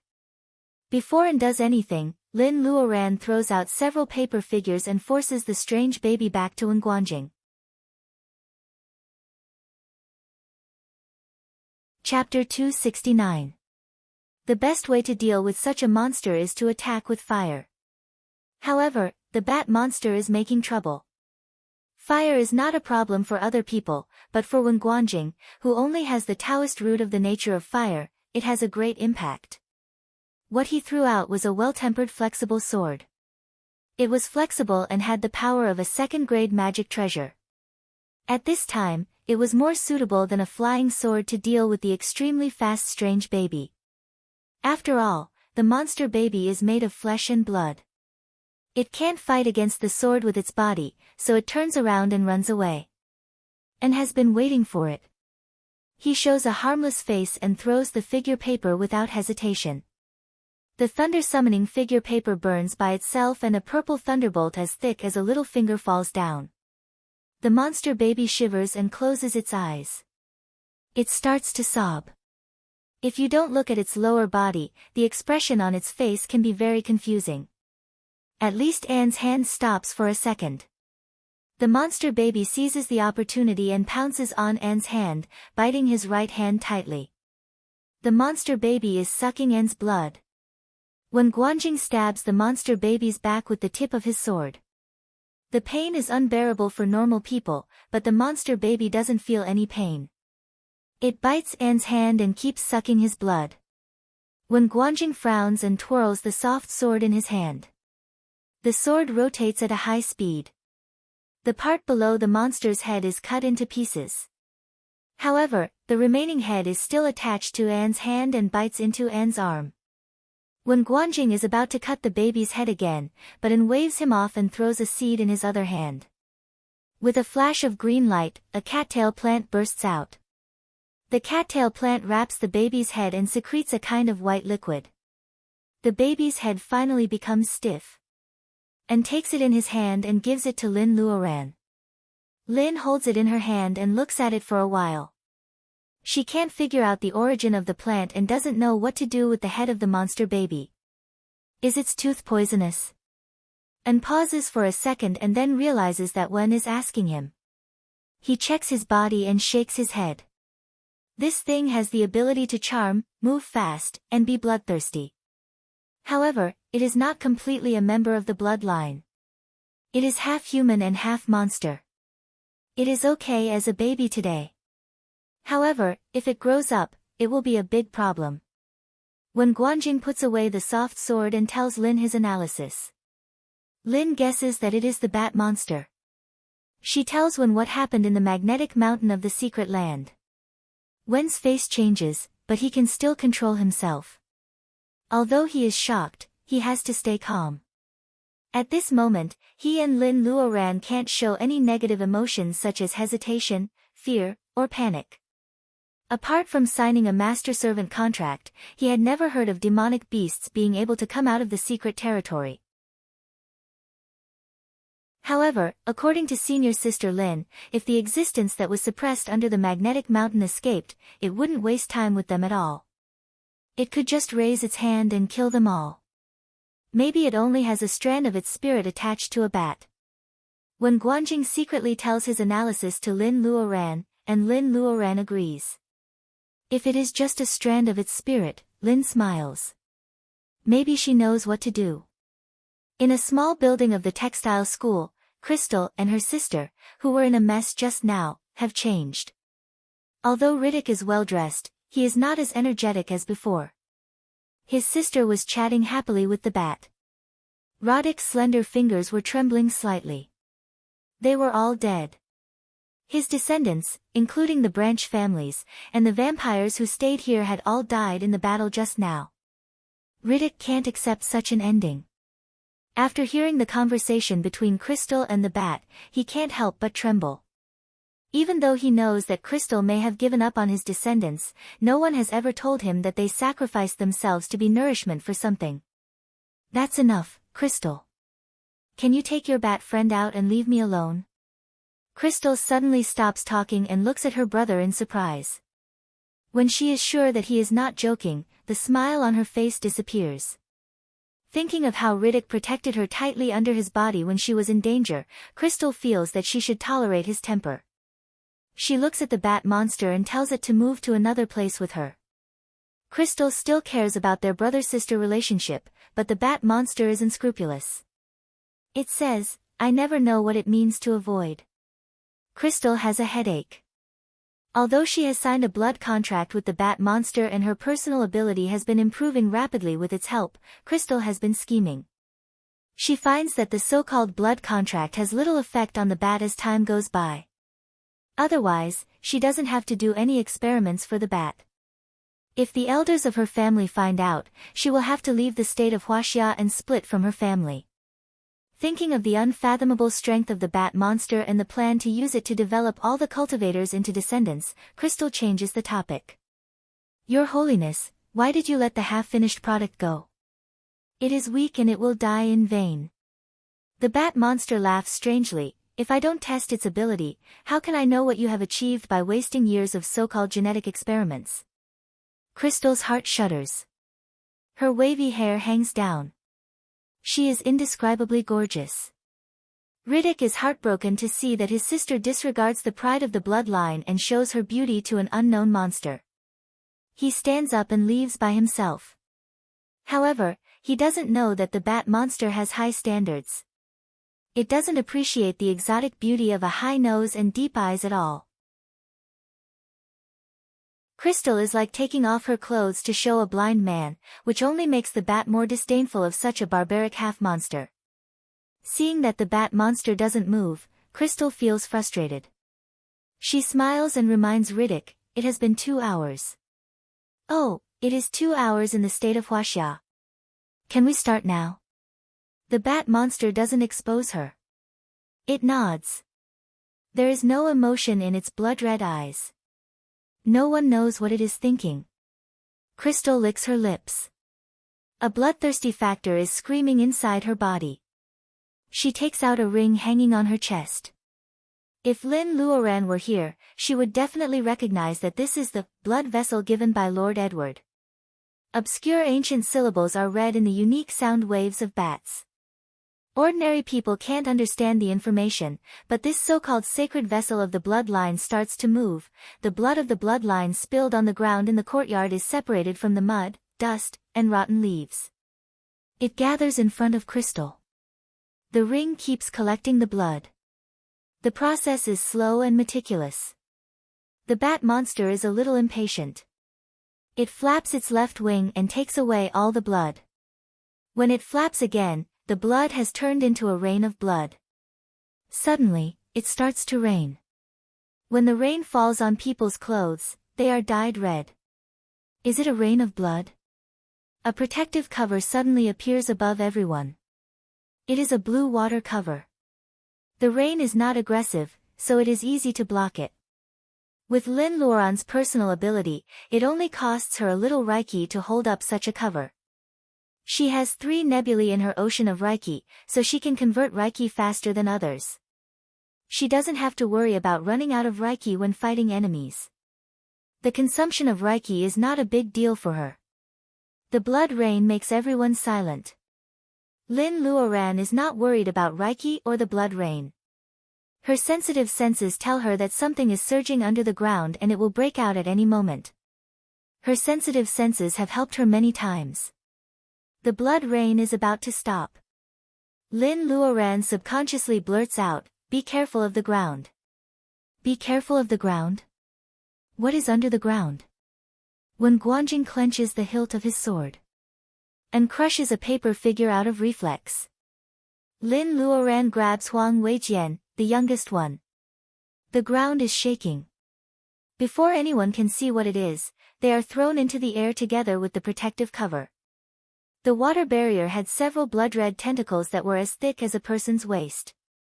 They were pulled into the air by something that looked like an octopus. Although the water barrier did not break, the cultivators inside could no longer maintain their balance and fell to the ground. Feeling the pressure from the water cover, Lin Luoran grabs Huang Weijian. She doesn't fall down, but she is scared. These tentacles are very powerful. Lin Luoran can't hold such a large protective cover for long. She has to disperse the tentacles. Everyone, hold up the protective cover. If you can't, group up with the people next to you. Don't let the tentacles touch you. Let's split up and cut off its tentacles. Hearing Lin Luoran's command, many small light balls in the water dome light up gradually. Except for fire, there are 4 colors: blue, gold, brown, and green. If a cultivator doesn't know how to build such a simple water dome, he or she will be laughed at. When Guanjing, who only has the fire element, is a tragedy. He lacks the fire element, so his fireproof cover can't be used at all. And throws a paper figure to him silently. When Guanjing is overjoyed, "Thank you, brethren." Lin Luoran wants to take Huang Weijian with her. The boy moves his pen and a faint golden light covers his body. It turns out that Huang Weijian also has the gold element in his Taoist root. Lin Luoran breathes a sigh of relief. "Are you ready?" "Yes, yes." Lin Luoran dispels the protective cover. The cultivators without flying magic weapons fall down first. They don't just fall down. They throw all kinds of attacks at the strange octopus. Blood splashes everywhere. Swords and magic weapons fall down. Some tentacles have been broken. Lin Luoran can't laugh, because the broken tentacles are growing back at a speed visible to the naked eye. There is no way to cut them off. Lin Luoran hasn't made a move yet. Even though some cultivators have been caught by the tentacles, she is still observing. It seems that she has to kill this thing with one blow. Chapter 270. The tentacles are endless. Soon, Lin Luoran finds that there is more than one tentacle monster. The whole yard is occupied by them. Its roots are so deep that it takes several people to encircle it. The tentacles grow fast and are powerful, which is a disadvantage for them. Does this tentacle monster have no weakness? Lin Luoran doesn't believe it. She stays in the air with the help of the wind-riding spell and watches the cultivators fighting against the tentacles. Among them, Wen Guanjing and An are the most powerful. Lin Luoran and An give up the tentacles and land on the root of a tentacle monster. When Guanjing's flying sword is sharp, and the tentacle monster is blocked by An's figure circle for a while. With a flash of sword light, the tentacle monster is cut off from the root. The broken tentacles also dry up at a speed visible to the naked eye. The cultivators who are fighting against the tentacle monster are relieved. They look at Wen Guanjing and An on the ground and realize, the two of them must have killed a tentacle monster together. No wonder the tentacles around them are all dried up. Everyone's morale is boosted. Wen Guanjing and An have set an example for them. To kill the tentacle monster, they have to get rid of the roots. Some cultivators have landed and are struggling to get close to the root of another tentacle monster. They are not as powerful as Wen Guanjing and An, so they are in groups of about 10. They are going to exhaust the tentacle monster to death. Lin Luoran still doesn't land. She is still floating in the air, and she is still frowning.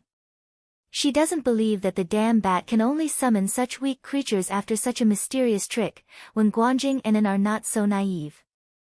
They still stay at the place where the tentacle monster grew. In less than 2 minutes, another tentacle monster falls to the ground and turns into pieces of withered vines. Another victory makes the cultivators cheer. They feel that they have found a way to deal with the tentacle monster. At the same time, the ground is rolling again. A new tentacle monster breaks out of the ground where the first tentacle monster was killed.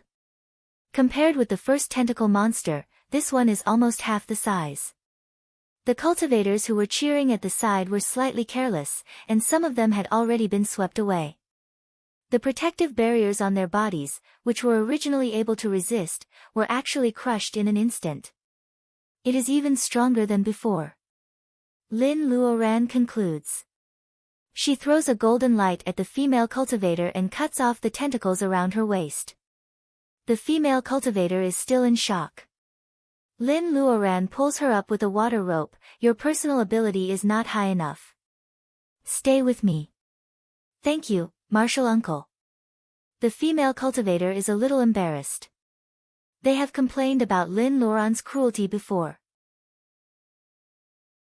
They never expected that Master Lin, who seems to be cruel, would save them at the critical moment.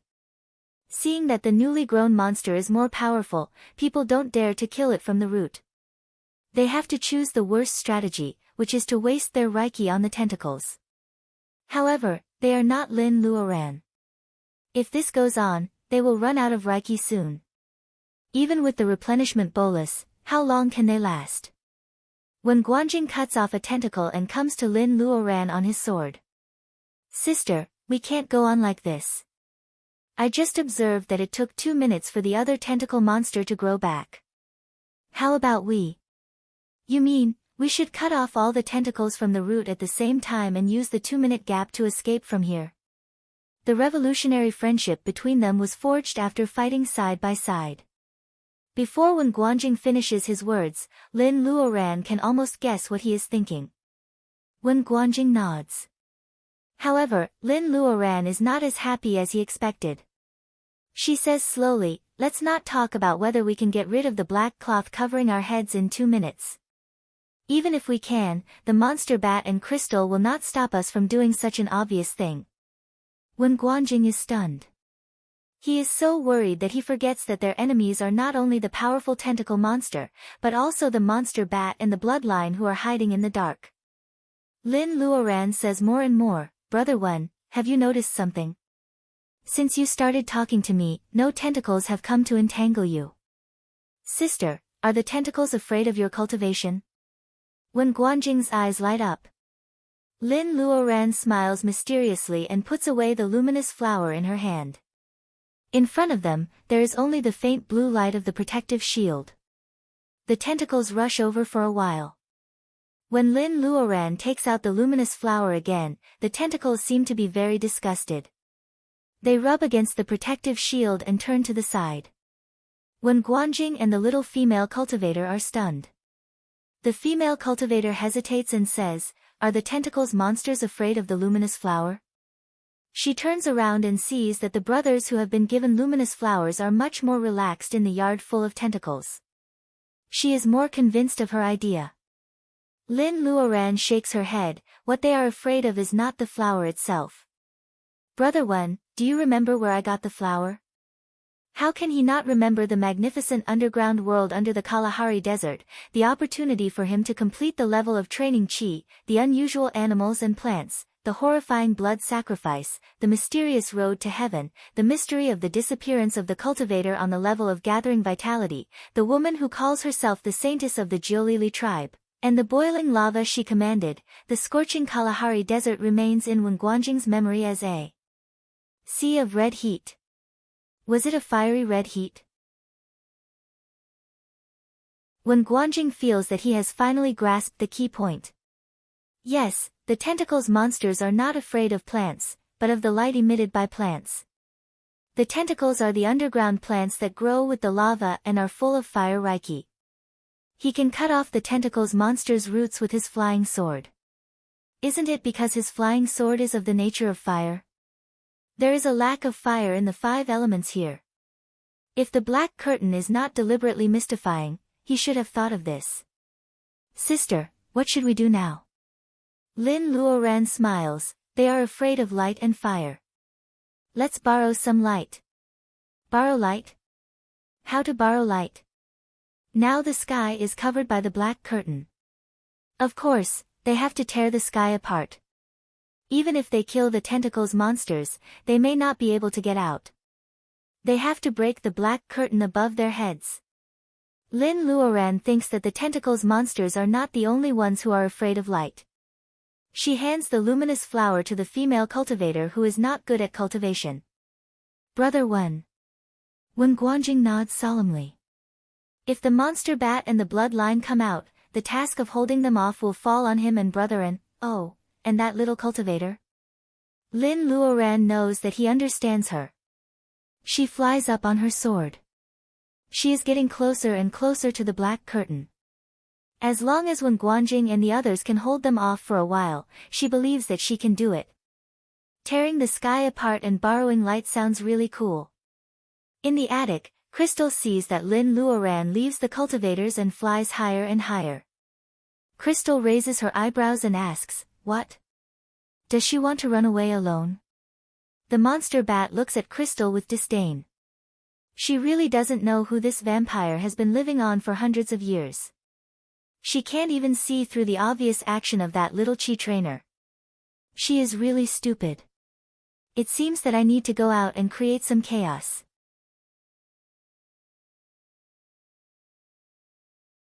Chapter 271. Luoran, are you going to leave by yourself? Crystal flaps her wings and shows up in the air. She smiles at Lin Luoran. Unlike some foreigners who can't tell the surnames and first names of the Huaxia people, Crystal pretends to be familiar with the way she addresses Lin Luoran. Clearly, she wants to mislead the cultivators who are fighting with the tentacle monster into thinking that Lin Luoran is flying by herself. Is Lin Luoran going to run away by herself? Lin Luoran looks at her coldly and ignores her. When Guanjing flies over on his sword, Crystal, I've learned 2 new moves. You should practice with me. Crystal looks at him with disdain. St, do you think I'm a loser like Dana? Instead of being angry, when Guanjing laughs, we can't know whether I'm a loser or not until we fight. He taps on one of the tentacles of the monster with the tip of his foot, and the flying sword flies out of his hand. It is such a waste to hold a flying sword with only one hand. Even though Crystal has made a lot of progress, when Guanjing has not been the same all these years. He is from a famous family and he is steady in dealing with enemies. It is impossible for him to defeat Crystal now, but he can definitely stall for a while. Riddick doesn't like it, but he won't let Crystal take the risk. He spreads his wings and flies over. And is waiting for him on the way. They haven't decided who will win the battle between the magic figures and the bloodline yet. In a few seconds, Lin Luoran has flown to the highest point. Her right hand has touched the black curtain. It is soft without any poison. However, it is surprisingly tough. No wonder the sword couldn't cut it and the spell couldn't break it. The bat monster suddenly appears a few meters away from Lin Luoran. It sees the mysterious and familiar bead hanging quietly on Lin Luoran's white wrist. The bat monster can't help but grin with its ugly bat mouth. Lin Luoran doesn't even look at it, as if she doesn't know that the bat monster has appeared at a very unfavorable distance for her. Huang Weijian is protected by Anne's figure paper. He holds the shaking balled pen tightly. He is a little scared. You have to be careful. That monster is very powerful. Of course, a balled pen will not answer the boy's concern. As soon as he loosens his hand, the balled pen flies out. The bat monster wants to pull the bead on Lin's wrist. Seeing the annoying pen flying back, the bat monster flaps its wings and appears in another direction. The balled pen is like a radar. It doesn't give up on it, so the bat demon has to face this annoying pen. First, I will get rid of this rotten thing, and then I will deal with the chi trainer. Last time, it was a sneak attack. This time, it was a fair confrontation. The bald pen was at a disadvantage last time. Now, it was chasing the bat demon all over the yard, but it could not trap it. Seeing that Lin Luoran seems to be at a critical moment, Huang Weijian is anxious. He murmurs, "Catch it, catch it." The boy has a tough and stubborn expression. At this moment, he is brave and fearless, which is in line with the character of a scholar. At this moment, Huang Weijian has touched the edge of the inheritance of Confucianism. What he can clearly feel is that the bald pen seems to understand his heart. The pen changes according to its master. The previous timidity is gone. It flies quickly and shrouds the bat monster in the light of the pen. The bat monster tries its best to attack. The light of the pen is shaking. Instead of retreating, Huang Weijian moves forward and shouts, "I am not afraid of you. I am not afraid of you." The boy shouts several times. He feels the blood in his body boiling. The light of the pen is as steady as his courage. No matter how crazy the bat monster is, the bald pen keeps it in place. Lin Luoran has a smile in her eyes. Her spiritual mind explores the space. She finds the fire phoenix is smelling the spirit wine awkwardly. Let's start. The fire phoenix doesn't roll its eyes at her because of its identity as an ancient mythical beast. This little cultivator always treats it as a part-time worker. How can it, as a member of the royal family, behave like this? Although it thinks this way, the fire phoenix knows that this is unusual. In the past, Lin Luoran, as the manager, would die. The fire phoenix and the silver fish would be lonely, but they would not be affected at all. They could even wait for the next manager quietly. However, the damn bat is a primitive monster. Maybe it has something special. If the sacred bead is damaged, the fire phoenix and the silver fish will be miserable. Therefore, the arrogant fire phoenix has to control its temper. Hearing that Lin Luoran says to start, it has to put down the spirit wine and sweep its long tail on the small volcano. A small strange flame is shaken off and flies out of the volcano. The fire phoenix takes a breath and the flame is sucked into its mouth.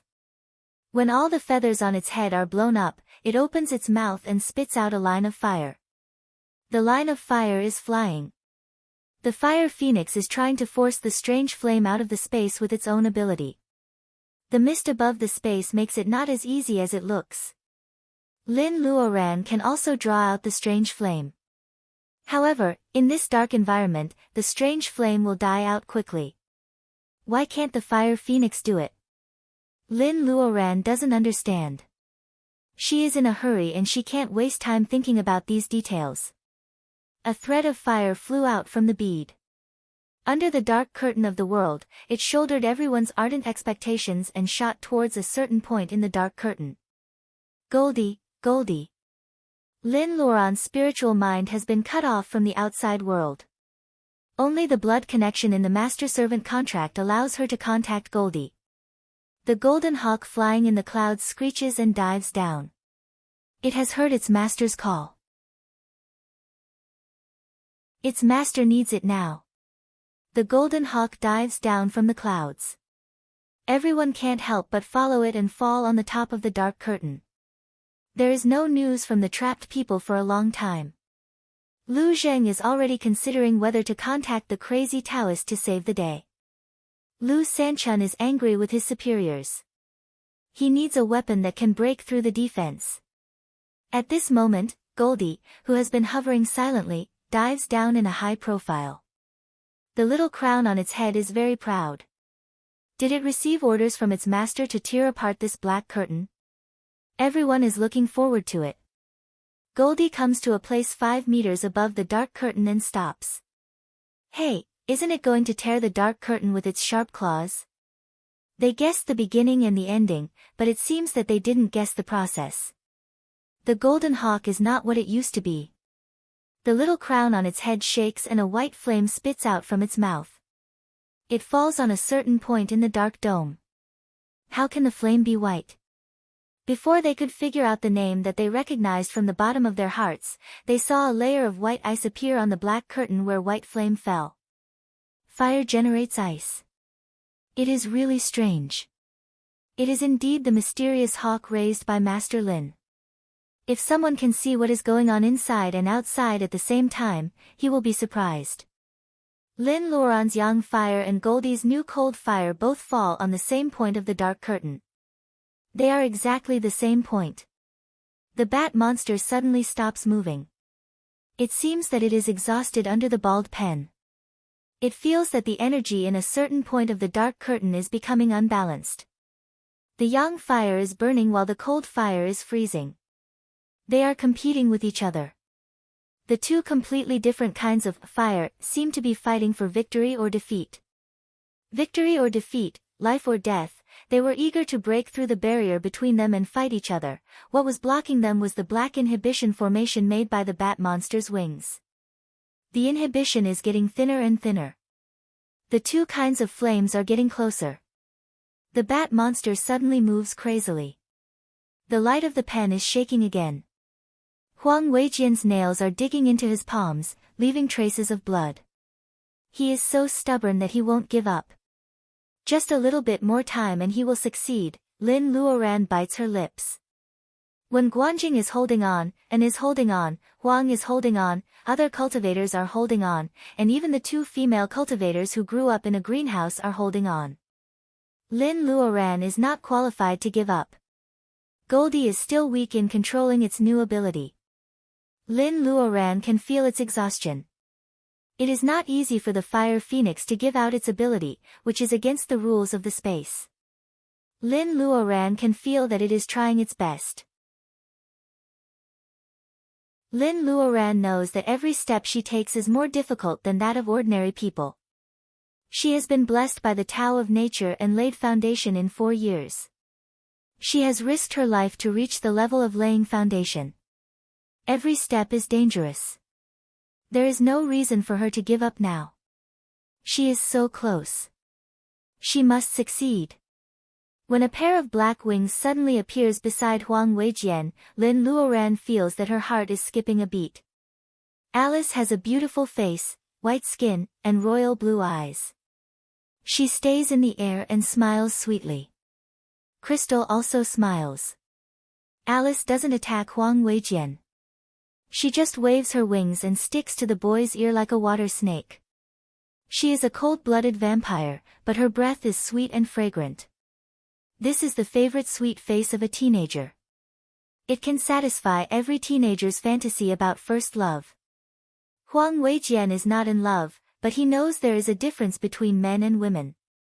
Because he doesn't attack, and's figure paper doesn't react at all. Alice's cold hands touch his cheek as she wishes. The boy pushes away the shameless girl of the bloodline in disgust. However, that hot-blooded courage, decisiveness, and perseverance were all deflated.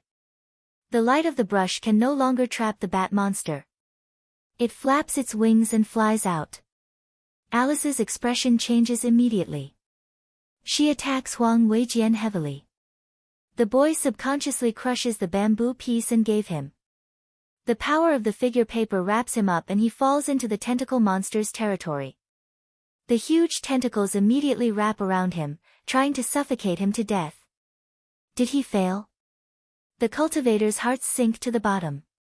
When Guanjing is knocked away as well as Huang Weijian, and is also defeated. The bat monster flashes and appears beside Lin Luoran's neck. It wants to suck the Qi trainer's blood dry to vent its hatred. Before biting, the bat monster takes one last look at Lin Luoran, hoping to see despair in her eyes. That will make it feel better. Why is she smiling in her eyes? Lin Luoran takes her hand away. A ray of sunshine that hasn't been there for a long time shines down. The tentacle monster immediately hides back to the ground as if it saw a ghost. The bat monster is stiff and motionless. It forgets to bite.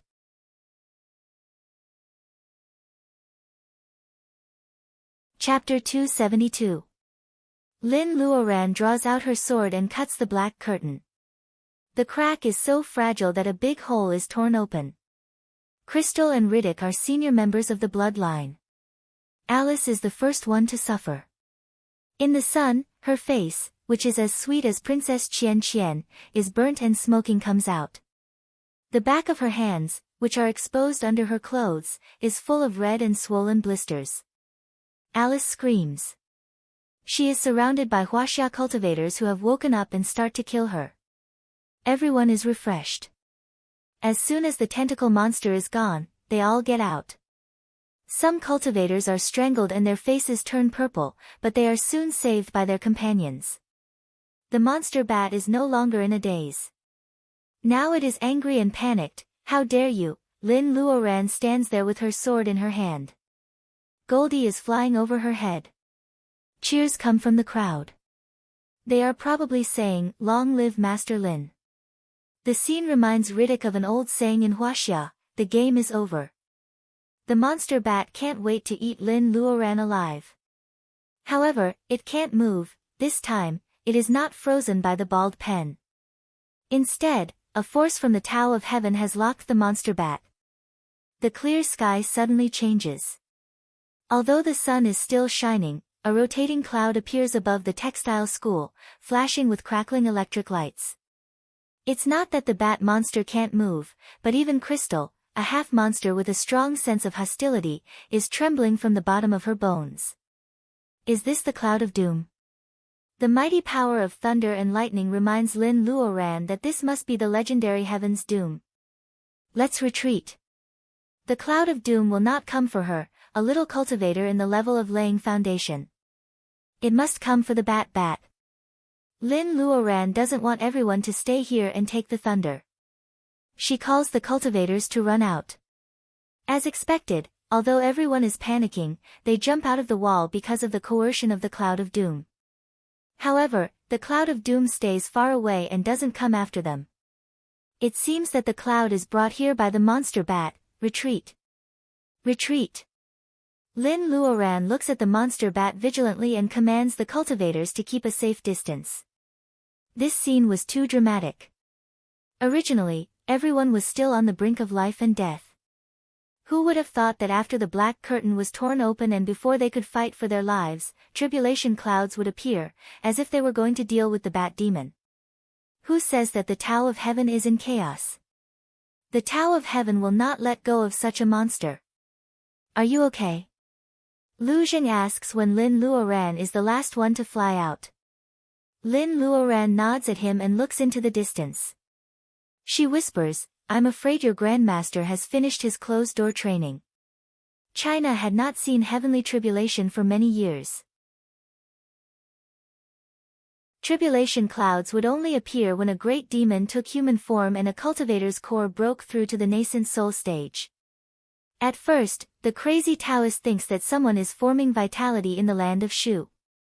Feeling the power of the doom cloud, he has to drop the matter of the soul wood and rush to the western suburbs of our city. With the personal ability of bearing essence cultivators, Lin Luoran can feel the crazy Taoist's arrival in just a few minutes. Is someone trying to condense gathering vitality? The crazy Taoist comes on a cloud and stares at the bat monster under the dark clouds. People don't know who he is. Seeing Lin Luoran's respectful attitude, they wonder if he is a legendary master in the level of bearing essence. They don't dare to disturb him and pretend not to see him. Lin Luoran and the others have retreated for more than a mile.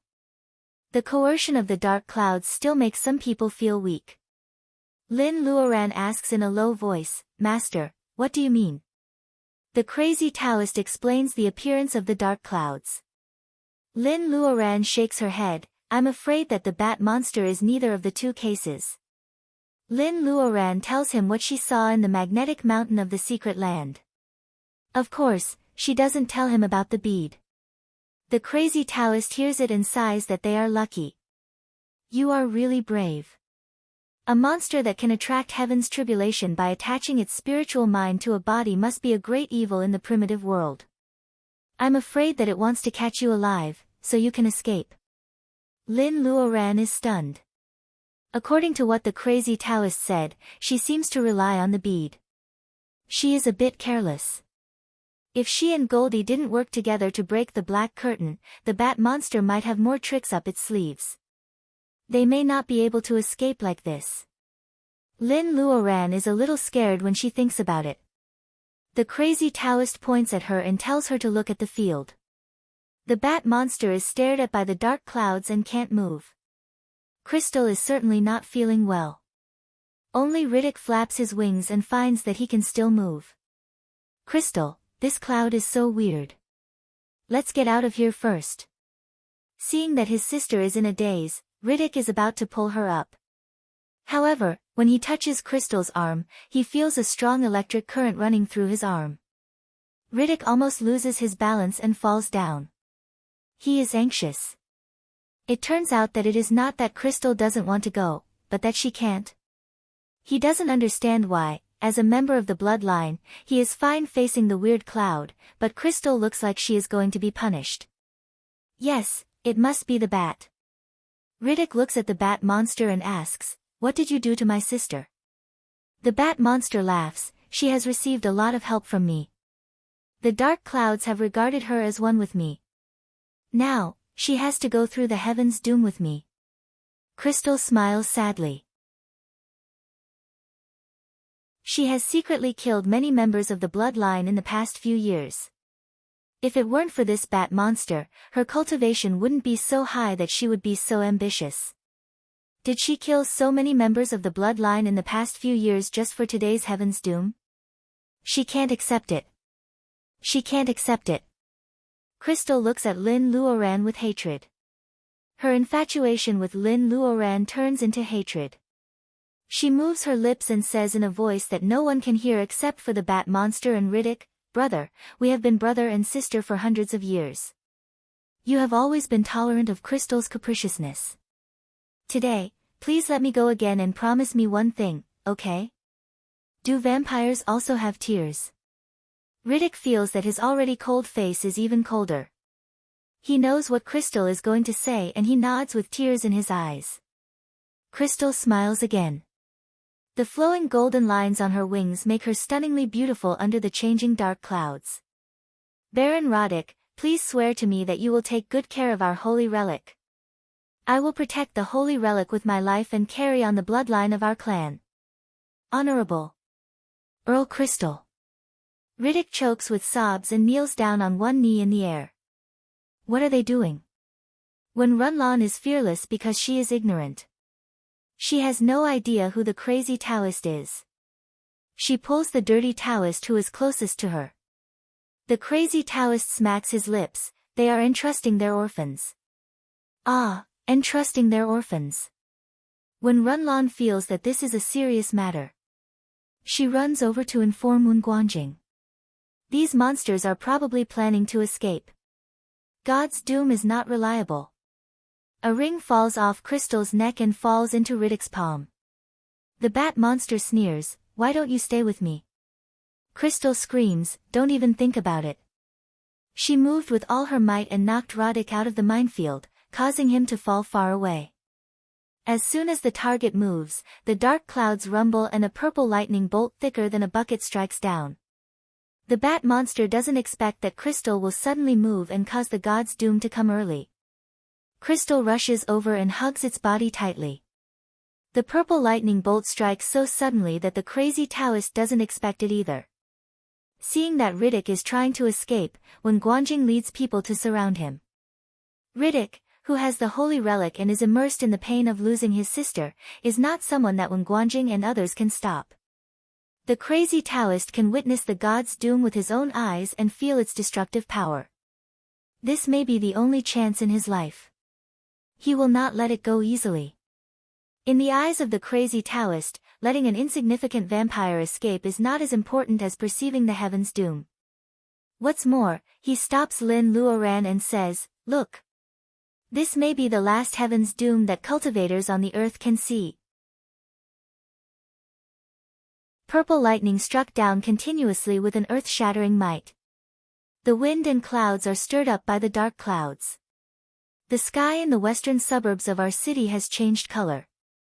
The lightning strikes are more powerful than before and the whole earth is shaking. At this moment, people in the counties and cities around our city see the sudden change of the weather. The heavy rain suddenly falls and all the animals in their homes are terrified. Even Goldie is scared and lands behind Lin Luoran. Goldie is also an alien species. When it transforms, it will not be able to escape this. 9 levels of Heaven's Doom. What is the background of this bat monster? A trace of its spirit can cause 9 levels of Heaven's Doom. The crazy Taoist narrows his eyes and murmurs. Only the bat monster, which is hugged by crystal, can answer the crazy Taoist's question, not because it has a high level of cultivation, but because someone has sworn to the Tao of nature and promised the eternal doom to the vampire bats. The Tao of nature. The bat monster sneers. Since it can be used by people, it has never been fair. The venerable is not convinced. He will never give up and let the vampire bats come back to this world.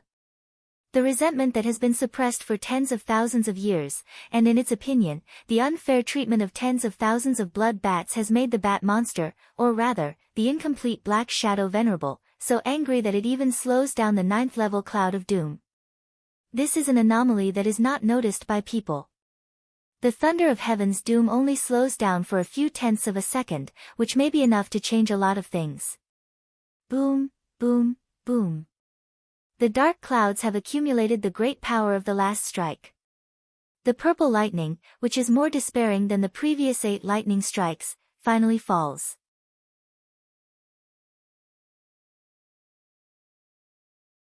Chapter 273. The 9th round of thunder strikes down. The dazzling lightning hurts people's eyes. When they open their eyes again, the swirling airflow has disappeared. The sky is clear and the sun jumps out of the thick clouds. The walls and buildings of the textile school have almost collapsed. Smoke is everywhere. A deep pit with a diameter of several meters is left in the yard. The crazy Taoist is still thinking about the aftertaste of the Heaven's Doom. Lin Luoran's level is much lower, so she wakes up first. The yard of the textile school is scorched earth. No creature can survive such a powerful Heaven's Doom. Lin Luoran leads people to investigate carefully. They only find a small handful of black ash at the bottom of the pit. The crazy Taoist is here, so there should be no danger. Lin Luoran waves her hand and the group rushes in. The victory comes hard and suddenly. Many people still can't believe it. Master, did we win? Lin Luoran smiles and nods, yes. Coincidentally, Lu Sanchun answers the phone and smiles, Miss Lin, there's a call for you. It is Li Shi, who calls. They have killed 5 members of the bloodline who are lingering in the brothel. They are searching for the missing members. This is also good news. Li Shi struggles for a while and shyly says that one of the bars is so noisy that the bloodline shows its true colors in front of ordinary people. Maybe they should go on TV. Lin Luoran sneers, are you wearing nice clothes today? Lin Luoran knows that Li Shi is stamping her feet. Lin Luoran comforts Li Shi by saying that the TV won't dare to show their faces. Lu Sanchun hears it and keeps it in mind. Of course, Lieutenant Colonel Lu will take care of such a trivial matter. Master Lin, and those missing pregnant women. Lin Luoran is surrounded by so many people that Xiao Xiaomu finally comes to her. Because of his low level of cultivation, he is sent to the periphery to pick up the missing pregnant women, so he doesn't do much. Now that he finally has a chance to perform, he hurries to remind Lin Luoran about the missing pregnant women. Lin Luoran nods, we cultivators have to finish what we started. Everyone has been fighting hard. Let's search the place carefully. Even if all the pregnant women have died, there must be some clues left. Everyone says yes, and those who are not injured still divide into groups to search. The textile school's abandoned campus of dozens of acres is hidden in the ruins. The lingering aura of the Heaven's Doom makes the spiritual awareness chaotic at this time and place, which makes the search more difficult. Lu Sanchun also summons snipers to help. Lin Qingxue in camouflage clothes is a little shy when she passes by Lin Luoran. She doesn't have the calmness of the iron-blooded soldier when she shot Lin in the head. Everyone had the same surname as Lin. This person must be the leader of the high and mighty cultivators, right? Lin Qingxue sighs. As a girl, she has to work harder than others to stand out in the army, let alone this Master Lin. She must have paid more to be recognized by these cultivators. The snipers are very disciplined while the cultivators are noisy. When they all leave, the crazy Taoist opens his eyes. Master, did you find anything? The crazy Taoist shakes his head, just a little. Lin Luoran smiles. She also got a little. Lu Zheng is only injured on the back of his hand, but he still wants to help. The crazy Taoist stops him. My dear apprentice, will you blame me for not giving you a magic weapon? Hearing this, Lin Luoran remembers that she has never seen Lu Zheng with a magic weapon. Lu Zheng lowers his head and says he doesn't dare. The crazy Taoist laughs. It's easy to get 2 magic weapons. However, your Taoist route is not outstanding. If you want to surpass others, you have to improve your strength and build a solid foundation. Then you may have a chance. The crazy Taoist's words have a double meaning, but Lin Luoran doesn't get it. Lu Zheng's ears turn red and he wants to stamp his feet like Li Shi. However, the crazy Taoist's words are not unreasonable. It is rare for Lin Luoran to be guided by a senior. She asks thoughtfully, Master, you mean, don't rely too much on the power of the magic weapon? The crazy Taoist nods. Think about it carefully. Since you got the grade 5 flying sword, you have been greedy for its power. You have less time to use the spells of the 5 elements, right? Cultivators have to deal with the 5 elements every day. If you don't have a deep understanding of the Reiki of the 5 elements, it will be difficult for you to advance even if you are talented. Lin Luoran feels that she seems to have made a mistake without using a hammer to sound the drum. Lin Luoran is not a sword cultivator. When she first learned the spell of Fireball, she tried to feel the fire Reiki by herself. Later, she found that the spell of sword given by White Fairy is very powerful. She often feels that the spells of the 5 elements are not as good as the flying sword. She often uses the natures of water and fire, and occasionally uses the natures of wood and gold. As for the natures of earth, she almost never uses them. Since she laid foundation in the blood pool in the underground palace, she has passed the early stage of laying foundation and is still in the middle stage. However, she has been absorbing Reiki all the time. Why hasn't she made a breakthrough yet? The crazy Taoist's words enlighten her. Lin Luoran solemnly bows to him. The crazy Taoist waves his hand and points at Goldie in the air. Your hawk is good. Did you bring it from the secret land? Yes. The crazy Taoist smacks his lips and says regretfully, it is really fat. What? It is really fat. It is not raised for food. Lu Zheng's eyebrows twitch. He really wants to drag his grandmaster back. Lin Luoran doesn't seem to hear him. She asks curiously, Master, did you enter the secret land? Of course. Otherwise, how could I lay foundation? My master doesn't know how to make elixirs. Sometimes the crazy Taoist talks in an orderly way. At least today, except for the sentence, you are so fat, Lin Luoran doesn't see him go crazy. She is less vigilant and asks casually, Master, did you catch a monster as your pet? The crazy Taoist's face suddenly turns black. He says in a muffled voice, yes. Lu Zheng is surprised.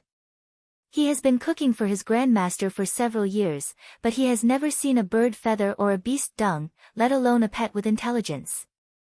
Lin Luoran is curious about what the crazy Taoist took out. However, the crazy Taoist's eyebrows twitch and he says in a muffled voice, that guy ran away again, caught a monster and ran away again? This is not a happy topic. When Lin Luoran is about to resolve the awkward atmosphere, the other side has found something noisy. Master Lin, we may have found the whereabouts of those pregnant women. Found? Lin Luoran and Lu Zheng are not in the mood to ask the crazy Taoist about the monster anymore. They run over. In front of the ruins, rubble and broken bricks are lying all over the ground, mixed with steel bars and beams. Xiao Xiaomu says excitedly, "Officer Lin, tell me what you found." Officer Lin is Lin Qingxue. Her tan cheeks are not as happy as Xiao Xiaomu's. She takes a step back and pulls up a clump of weeds under the tree, revealing the fine barbed wire. Is it a basement? What a coincidence. How did you find it? Everyone's focus is on searching the ruins. Who will notice a clump of weeds in the yard? This female soldier is really observant. Lin Qingxue calmly explains, "Officer, it's late autumn now. The grass is too green." In fact, many smart cultivators have guessed it before she says it. However, Lin Qingxue is the one who found this place. Cultivators are also proud, so they don't want to take the credit of a little girl. Lin Luoran looks at the clump of weeds. It is not green, but the other grasses in the yard are all withered. When the tentacle monsters fought, the withered grasses were all broken. However, this clump of weeds is still tenacious, so there are not many casualties. Of course, this clump of weeds is not so withered. Lin Luoran thanks Xiao Xiaomu. Xiao Xiaomu lifts the barbed wire. There are asbestos and cork in the middle. The door is soundproof. No wonder they can't get anything without the help of spiritual mind.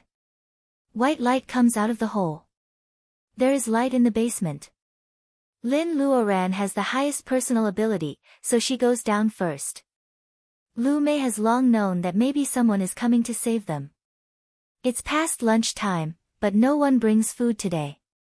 They have been a little uneasy, thinking that their lives are coming to an end. These foreigners are too lazy to do any research and want to kill them. Later, they hear the noise outside through the vent. Lu Mei listens carefully. There are screams and some people are shouting in Huaxia language. She can't help but feel happy. It seems that they are not going to be killed. Has the government finally found this place and come to save them? She tells the situation to other pregnant women and comforts them who are tortured by fear.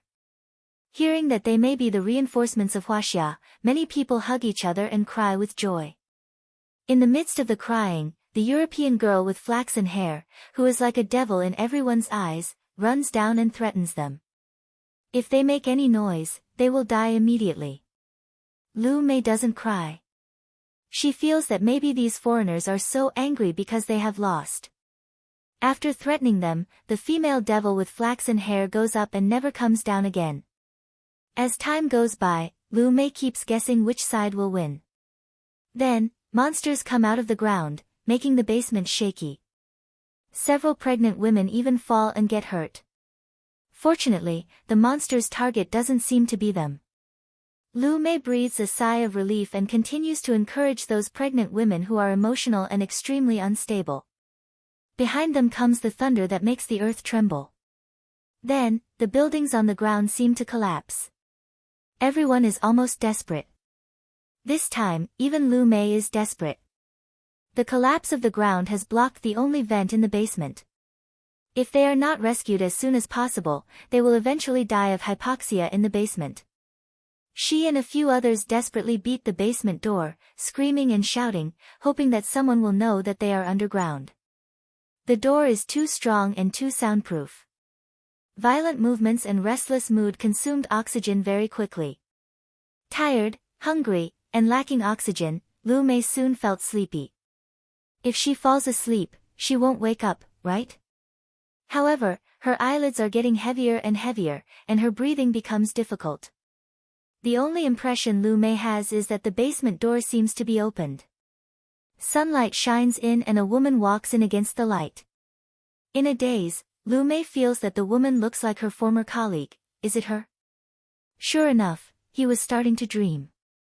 The pregnant women are carried up one by one. The crazy Taoist is surprised and walks in front of them. Girl, these pregnant women are not human beings anymore.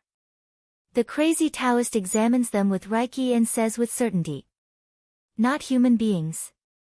Everyone is silent. They can't help but think of the monster baby with a human head and a bat body, the shy and cute look when it closed its eyes, and the bloodthirsty nature when it revealed its true body. Lin Luoran's eyes fall on Lu Mei. After a few years, Lu Mei is going to be a mother. Will she want her baby to be a monster, or will she choose to, before it is born? The crazy Taoist just finishes examining Lu Mei. Do you know this woman? Lin Luoran nods.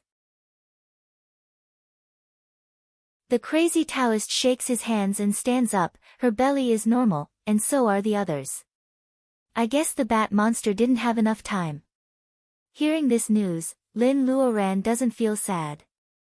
There are hundreds of pregnant women here, and only a few of them are normal. The crazy Taoist sighs. Sometimes cruelty is the greatest kindness. You have to make a choice and think big.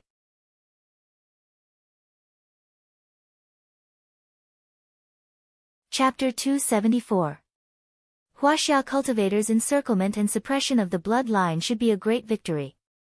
The news of victory will not be announced to the public, but it still causes a lot of discussion on the BBS. Or should I say, celebration. Lin Luoran later learned that there are more than 8,000 active users in the tribe of cultivators. There are a lot of cultivators in the state of Huaxia. However, the proportion of cultivators in the total population of the state of Huaxia is very small, not to mention that there are many reserve cultivators like Xingtian. When this news was released, the number of people online on the forum reached its peak. The whole forum was discussing this victory without any casualties. Not counting those who were seriously injured, the junior brother who lost his arm was very pitiful. However, it was said that martial Uncle Lin favored him. This could be said to be a blessing in disguise.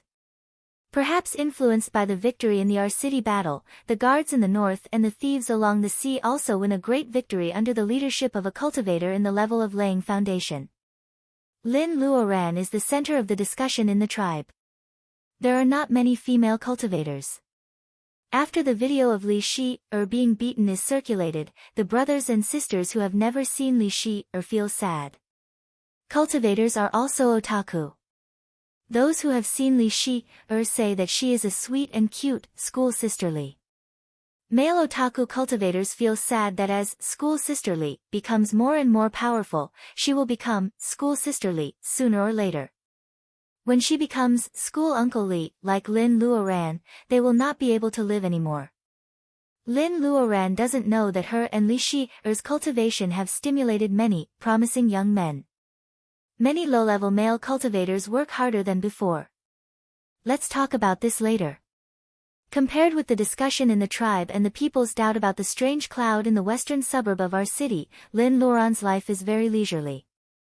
To be more precise, she is so leisurely, she doesn't cultivate or practice swordsmanship every day.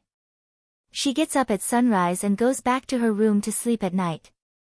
She has officially entered the life of an old man. Yes, she really sleeps every night instead of meditating in the basement. Although Mrs. Lin suspects that her daughter might have been stimulated, her father rebukes her several times and she is happy to accept Lin Luoran's leisurely life. Lin Luoran's family has enough money to support the family. Lin Luoran's leisurely life doesn't mean that she only eats and sleeps every day. It's just that she seems to have forgotten to cultivate and become idle. Well, in fact, she is also very busy, okay? Every morning, she is busy in the space, picking fruits and vegetables, taking care of spirit herbs and flowers, and playing with the shy little silver fish. The huge dragon bones in the space are gone. The little silver fish secretly told Lin Luoran that and the fire phoenix moved them to the cabin. Lin Luoran has promised the fire phoenix that she will get the dragon bones for it. She doesn't care about where the dragon bones are going. What's more, she is curious about the inside of the cabin. Lin Luoran wonder. Is the cabin? She pesters the silver fish to tell her about the situation in the house. However, the fire phoenix angrily pulls the silver fish away and gives her a contemptuous look. Lin Luoran has an illusion that she is trying to get information from the silver fish like a child. Lin Luoran asks the silver fish to tell her about the cabin. The fire phoenix pulls the silver fish away angrily and gives Lin Luoran a look of disdain. Lin Luoran has an illusion that she is trying to get information from the silver fish. Lin Luoran pulls out 2 cabbages, some chives, and a bag of black fungus from the wet wood. Lin Luoran leaves the space, puts the vegetables in the kitchen, and goes to the backyard with her mother to trim the branches. The environment of Lin's house is very good now. Even Lin Luoran is afraid of being punished for wasting the hard-won Reiki. There are not many useless flowers and trees in the backyard. Fruit trees are planted along the wall. Not to mention peach trees, apples, pears, cherries, loquats, strawberries, oranges, and persimmons are just common fruits. Lin Luoran wants to have a try. She also grows mangosteen and coconuts, which can't be grown in the basin of Chuan province before. The reason is that these fruit trees are bred in the space by Lin Luoran, in addition to the environment of Lin's house. Because of the different planting times and varieties, some fruits have been picked out, some are just germinating, and some are blooming, attracting a swarm of bees that come to settle down in Lin's house. Most of the honey they make goes to the cyan little fox. Even Lin Luoran has only tasted a little bit. There are many kinds of fruit trees. Lin Luoran only plants 1 or 2 of each kind. Except for the path for Lin Luoran and Lin Luoran, the rest of the land is occupied by Mrs. Lin or the cyan little fox. Mrs. Lin has planted many herbs, some of which Lin Luoran doesn't even know. It is late autumn. Chestnuts are still hanging on the branches, strawberries are still plucked, and seasonal fruits such as peaches and loquats have long been eaten. Lin Luoran and her mother come to trim the branches. No matter how good the backyard of Lin's house is, it is not a mysterious space. It is necessary to trim the branches and take good care of the fruit trees in the coming year. Mrs. Lin eats and drinks with Reiki every day. Since she took the Skin Beauty bolus and became younger, she has not aged in the past few years. Her face is ruddy and her hands and feet are strong. She holds the scissors and gently cuts off a branch as thick as a thumb. Lin Luoran follows her mother. She has done this kind of work when she was a child. Thinning the branches will make the fruit trees less dense and bigger next year. Do you remember that we used to contract several acres of orchards when we were young? It is rare for Mrs. Lin to work with her daughter. She starts to talk while trimming the branches. How can she not remember that Mr. Lin also wanted to improve the family's life? He contracted 10 acres of orchards in the village to be responsible for his wife and daughter. The 3 of them worked hard for 2 years. Even Lin Luoran went to the orchards to pull weeds and trim branches after school. Mr. and Mrs. Lin collected manure from everywhere to increase the fertility of the orchards. People in Li's village always made sarcastic remarks about the Lin family. In the 3rd year, the orchards paid off for the Lin family. The orchards were red and big, and they sold at a good price. If it goes on like this, the Lin family will work together and work hard for a few more years. They will at least be well off. Lin Luoran used to grit her teeth whenever she thought of this. Now that she is more open-minded, she doesn't care about it anymore. I remember. Didn't we return the orchards to the village? The Lin family is not a family of the same surname. It is natural that some people are jealous of the orchards. However, they shouldn't have waited until the Lin family invested all the money they earned into the orchards, built the walls, fertilized the orchards, and applied medicine. In the end, the Lin family failed to keep the orchards. Instead, the Lin family owes a lot of money, which further discourages Mr. Lin's entrepreneurial enthusiasm. Lin Luoran still remembers that her honest father used to cry with his back against the fence. Living in Li's village, Mr. and Mrs. Lin, including Lin Luoran, are all silent and weak. Mrs. Lin is also unhappy about these things. Why does she bring it up again today? Mom, why do you bring it up again? Mrs. Lin sighs. I still remember that because of the orchards, we didn't have any money for the spring festival. Auntie Li gave us 2 pieces of meat. Lin Luoran is trimming the branches and leaves. Mrs. Lin is the kind of person who can't hold back her words. She always has a reason for rambling for a long time. She doesn't need to ask because she will say it eventually. Seeing that Lin Luoran doesn't answer her, Mrs. Lin is a little embarrassed. We are going to set up a pharmaceutical factory. I think we need a lot of people. Your Auntie Li's son has been idle for 2 years after graduating from high school. Can he? Mrs. Lin hesitates to talk about this. That's not right. Auntie Li's family used to be the only one in the village who was friendly to the Lin family. Mrs. Lin should know Lin Luoran's character well. If Lin Luoran can arrange a job for Auntie Li's son, she will agree without hesitation. What is Mrs. Lin hesitating about? Lin Luoran knows her mother very well. She picks up a fat green insect from a branch and raises her eyebrows. Is there anyone else who wants to work here? Mrs. Lin nods embarrassedly. Lin Luoran really wants to pass out. Hey.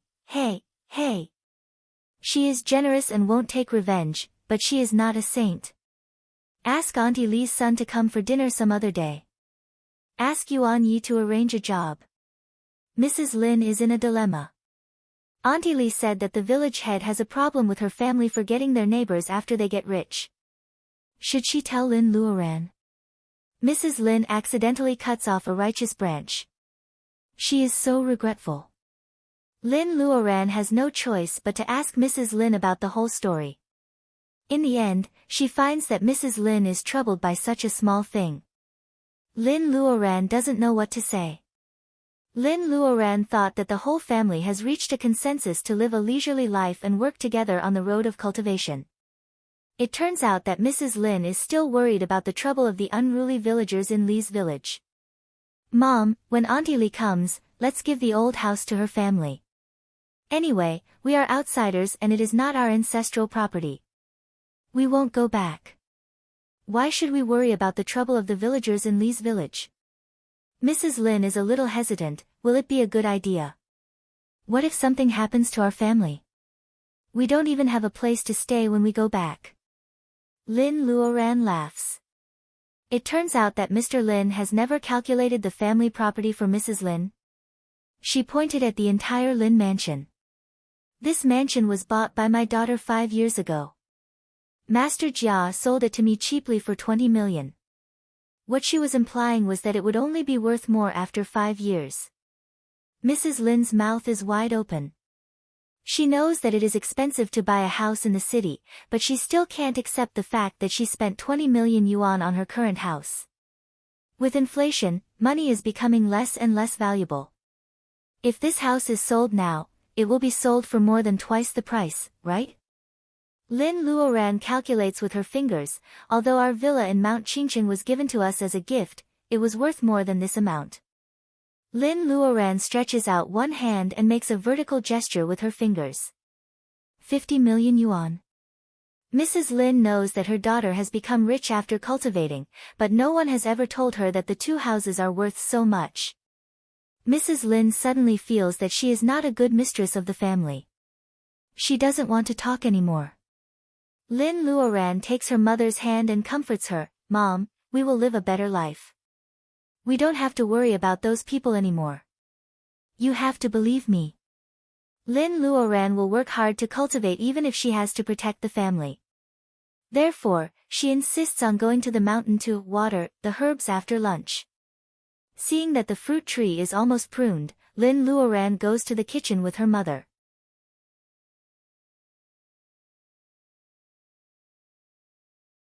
Chapter 275. In the morning, Lin Luoran spends time with Mrs. Lin, dealing with the trifles of the space, and chatting with Baojia who is asleep. In the afternoon, Lin Luoran usually goes to the medicine base in the mountains with her father. The watering Lin Luoran means that they water the herbs with reiki.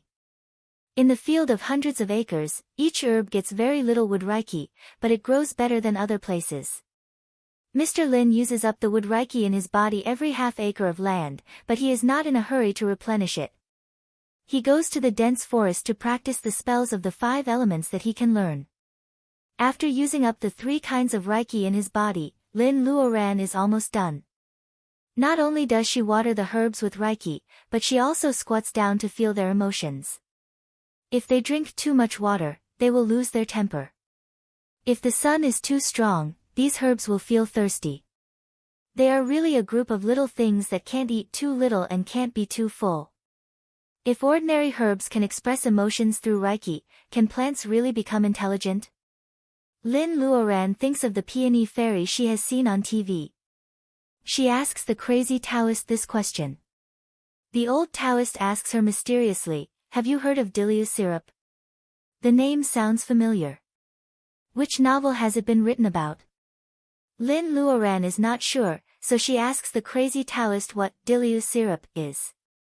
If beasts want to gain spiritual intelligence, other than being gifted and muddle-headed cultivating to the point of opening their spiritual apertures, they can only rely on things like emperor molasses. However, plants are one level lower than beasts. They don't have any natural gifts left behind. Even if it's a top-notch immortal herb, it has to be coincidentally obtained when emperor molasses falls. Only then will there be a small chance for it to gradually gain spiritual intelligence. Only with successful cultivation can it become a spirit. Emperor molasses, this thing, originally only falls once every 60 years, accompanied by the moonlight. Unfortunately, 1,000 years ago, the cultivation environment on Earth underwent a drastic change. The powerful people all said that the way of heaven has changed. Spiritual chi has sharply decreased, yuanying has disappeared, and the extinction of spirit beasts is one of the reasons. This emperor molasses, which allows beasts and plants to gain spiritual intelligence, has not fallen again even after 600 years. Is this the reason why cultivators and monsters disappear and why the world becomes more and more technologically advanced? Lin Luoran feels that she is being popularized again. She remembers it in a novel. From the master of Huanzhu's Shu Mountain to the Xianxia system on the internet, many of the things written in those novels had been confirmed by her. Wasn't this too amazing? Therefore, some of the writers of online novels may be cultivators. With hearsay and their own imagination, they can really make the world of cultivation look real. Lin sighs with emotion. The crazy Taoist asks her to take Lu Zheng to water the plants again. Lin guesses that the crazy Taoist approves of her seemingly idle way of self-cultivation. She happily takes Lu Zheng away. It never occurs to her that the crazy Taoist may have other ideas. One day, Mrs. Lin says that it is the winter solstice and the whole family eats mutton soup. Lin realizes that she has been living like this for a month. Mr. Lin also uses up his Reiki every day and only cultivates at home at night. This method has benefited him a lot and he comes to the medicine base more frequently. As for Lin Luoran, her affinity with the wood Reiki has increased a lot. Although it is not as good as the fire and water Reiki, it is better than the gold and earth Reiki. Lin feels that her cultivation, which has been stagnant for a long time, is starting to loosen up. Lin Luoran holds back the urge to stop living like this and start cultivating. She wants to use the gold Reiki again. This is a bit difficult. Lin Luoran has to practice with Li Shi, every day. They don't fight each other, but compete with each other to see who can make a flower out of the spell of the gold Reiki. Li Shi, recovers much slower than Lin Luoran and she only has one Reiki. Every day, Li Shi, sleeps like a dog. If the Reiki in Lin's house were not abundant, Li Shi, would have died of exhaustion. When Lin Luoran can control the gold Reiki and imitate anything in the backyard of Lin's house, it is already winter vacation for Luodong and Huang. Luodong and Huang Weijian grow very fast. Luodong is half a year older than Mrs. Lin, which makes Mrs. Lin sigh and say that time is merciless. Lin Luoran turns her face away and doesn't want to talk to this lady who is getting younger and younger. Lin Luoran imitates another, Goldie, with the gold Reiki. The real Goldie looks at the fake golden hawk with disdain. The cyan little fox, which doesn't like Goldie, is furious. The poor little fox thinks that there is another golden hawk in Lin's house and the two stinky birds are going to bully it together. Seeing that the cyan little fox is angry after knowing the truth, Lin Luoran feels that she has achieved her goal. Li finally escapes from Lin Luoran's so-called pair practice. She buries herself in the big bed and sleeps for 3 days. When she wakes up, she refuses to admit that she has touched the door of the late stage of training Qi after this playful competition of the gold spells. All she needs is the accumulation of Reiki. Lin Luoran feels that the Wakan in her body is getting more and more restless. If she does the closed-door training now, she will reach the middle stage of laying foundation soon. It is a rare opportunity for Lin Luoran to have such a leisure time. Lin Luoran makes up her mind and focuses on the Earth Reiki. The Earth Reiki is mellow and gentle. Lin Luoran walks on the Earth Reiki every day and often gets along with Luodong, who only has the Taoist root of the Earth Reiki. However, Lin Luoran is unfamiliar with the Earth Reiki. Is it because she lacks the feeling of the Earth Reiki in the city which is covered with steel and cement? Well, since Luodong is on vacation, Lin Luoran decides to spend the winter in the Qingqing villa. Lin Luoran buries the other half of the Reiki gathering stone under the Qingqing villa. Following the example of Lin's house in the R city, Lin Luoran encloses the villa and sets up a protective magic circle. Mr. Lin is happy to live here. Lin Luoran even includes the artificial lake in front of the villa. Mr. Lin can fish by the lake, which can nourish his mind and absorb Reiki. Mount Qingqing, even the entire Zhu Mountain, has become Goldie's hunting ground. Goldie has no problem to go back to the villa for the new year. Even the cyan little fox likes to stay here because it is closer to the medicine base. Lin Luoran's decision makes everyone in the Lin family happy. After putting Baojia in the room, Lin Luoran takes Li Shi, Lin Luodong, and Huang Weijian to the mountain. Huang Weijian is a stubborn boy. After the war in the western suburbs, he finally agrees not to pick up garbage anymore. Instead, he works in the medicine base of Lin's family. Sometimes Yuan Yi teaches him how to identify medicinal materials. One weekend, when Huang and Lin Luodong went to the mountain, they were lucky enough to find a 50-year-old wild ginseng. There are many ginseng in Lin's space which are too old for her to make low-rank boluses. However, for ordinary people, a 50-year-old wild ginseng is extremely rare. After the news is released, a friend of Fatty Chui buys it at a low price. Lin Luoran sees that the friend doesn't bully Huang Weijian, so she collects the mottled Reiki of the wild ginseng and replaces it with some peaceful Reiki that is really beneficial to the human body. Therefore, Huang Weijian makes a comeback. The money he earns from selling wild ginseng is enough for him to get a doctorate in China, as long as he doesn't want to go abroad at his own expense. Without the financial pressure, this prideful young man could finally get along with the Lin family without any awkwardness. The four of them go to the mountain together to dig clay.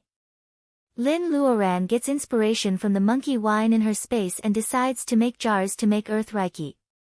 Anyway, there is not enough clay, so the three of them are happy to run errands. There are many fun things in the mountain. With Li Shi, as their guide, Lin Luodong and Huang Weijian have a lot of fun. When they go home with the clay at sunset, Lin Luoran has made a lot of clay jars in the yard. At first, the jars Lin Luoran made with Earth Reiki were not square or round. The Lin family didn't dare to laugh at her. Lucy, on the other hand, was innocent. Lucy often pointed at the jars Lin Luoran made and asked, "Aunt Lin, what is this?" And, "The teacher said that jars are not like this." Lin Luoran wants to bury her head in the soil. It is so shameful to be despised by a little girl who hasn't even graduated from kindergarten. In order not to be despised, Lin Luoran becomes more and more serious when making jars. Soon, she becomes agile. Square is square and round is round. Within 2 days, Lin Luoran can make jars according to the standard size. On the eve of the new year, the jars she makes have changed from simple ones with ears to delicate handles to all kinds of shapes. There are exquisite reliefs on the jars. Based on the Huaxia mythology, Lin Luoran has made a whole set of story clay jars. Looking at the jars in the yard, the Lin family is stunned. Lin Luoran's progress is obvious. These jars are no longer ordinary jars. They have the quality of art. "Sister, Huang Weijian said that the Mount Qingqing will be very lively on the first day of the new year. It is a waste to leave these jars here. How about we set up a stall and sell them? Lin Luoran has made too many jars. She decides to listen to Luodong's suggestion and sell jars on the first day of the new year. On the eve of the new year, the Lin family set off 2 strings of firecrackers. This is a family reunion. Lu Zhen goes home to accompany his parents, so Lin Luoran invites the crazy Taoist to have a reunion dinner. Of course, there is also Commander Qin. The crazy Taoist looks at Lin Luoran and keeps nodding. He must have noticed that Lin Luoran's affinity to the 5 elements has increased. After dinner, Lucy asks to set off fireworks. It is troublesome to go down the mountain to buy fireworks. Lin Luoran pinches the 5 elements Reiki into a bunch and blasts them into the sky. The fireworks are breathtakingly beautiful. Lucy's hands turn red from clapping. Wang Miao Yi, her husband, and Commander Qin will never forget the new year in Villa number 18. The reunion dinner doesn't end until late at night. Lin Luoran thinks that the kids won't be able to get up the next day. However, the excitement of selling jars makes the 2 teenagers clean up early and they are ready to go. It will be too ostentatious to set up a stall in the car. Lin Luoran puts all the jars in the space and leads the 3 of them to the front of the mountain by taking a shortcut. At the foot of Mount Qingqing, it is really lively. There are many pilgrims burning incense. Lin Luoran and her friends find an empty space and put all the clay jars out. Some of the jars are simple and some are exquisite. Lin Luoran and her friends only sell them for 10 yuan each. Many pilgrims are superstitious and leave. A rich young man buys all the jars that are based on the Huaxia mythology. He carefully carries all the jars to the car and drives far away. He stops at the intersection and gives them to Mu Tiannan, who is waiting there. She's just a little beautiful. I don't know why you have a crush on her for so many years. Mu Tiannan touches the jars carefully and ignores the young man.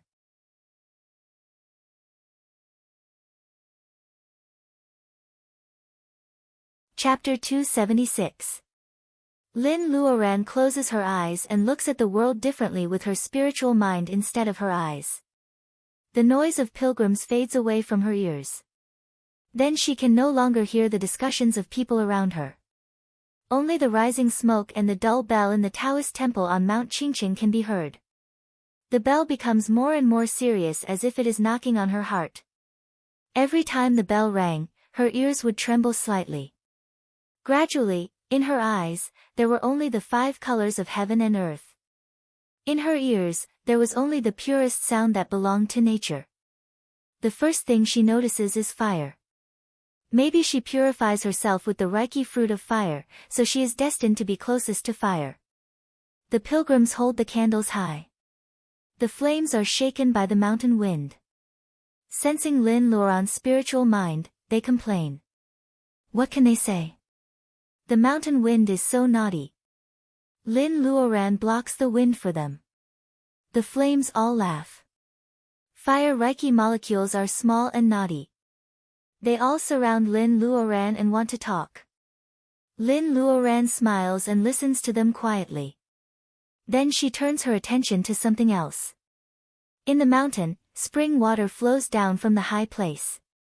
When it falls on the uneven rocks, the water splashes like jade beads. In the misty mountains, flowing cheerfully. They are blue water Reiki molecules. Mountains and rivers. Water has been with mountains since ancient times. Only by setting off the cold rocks can the water Reiki be gentle and flexible. It was winter in the Qingqing mountain range. Most of the plants would wither. The hillsides were all yellow and green, but there were even more plants that were not afraid of the cold.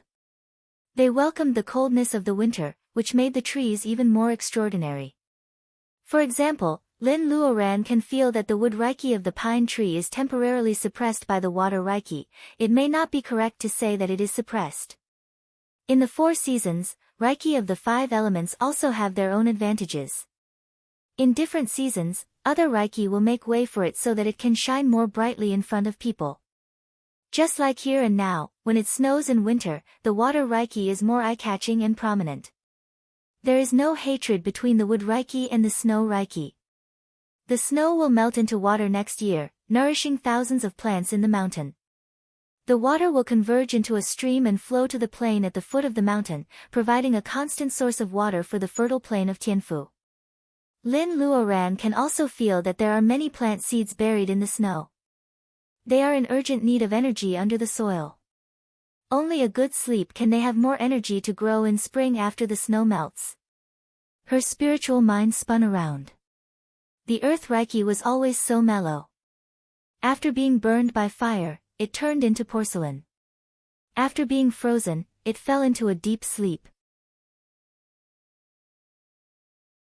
After being moistened by water, it was willing to be washed to a strange place far away and settle down in a place it didn't know.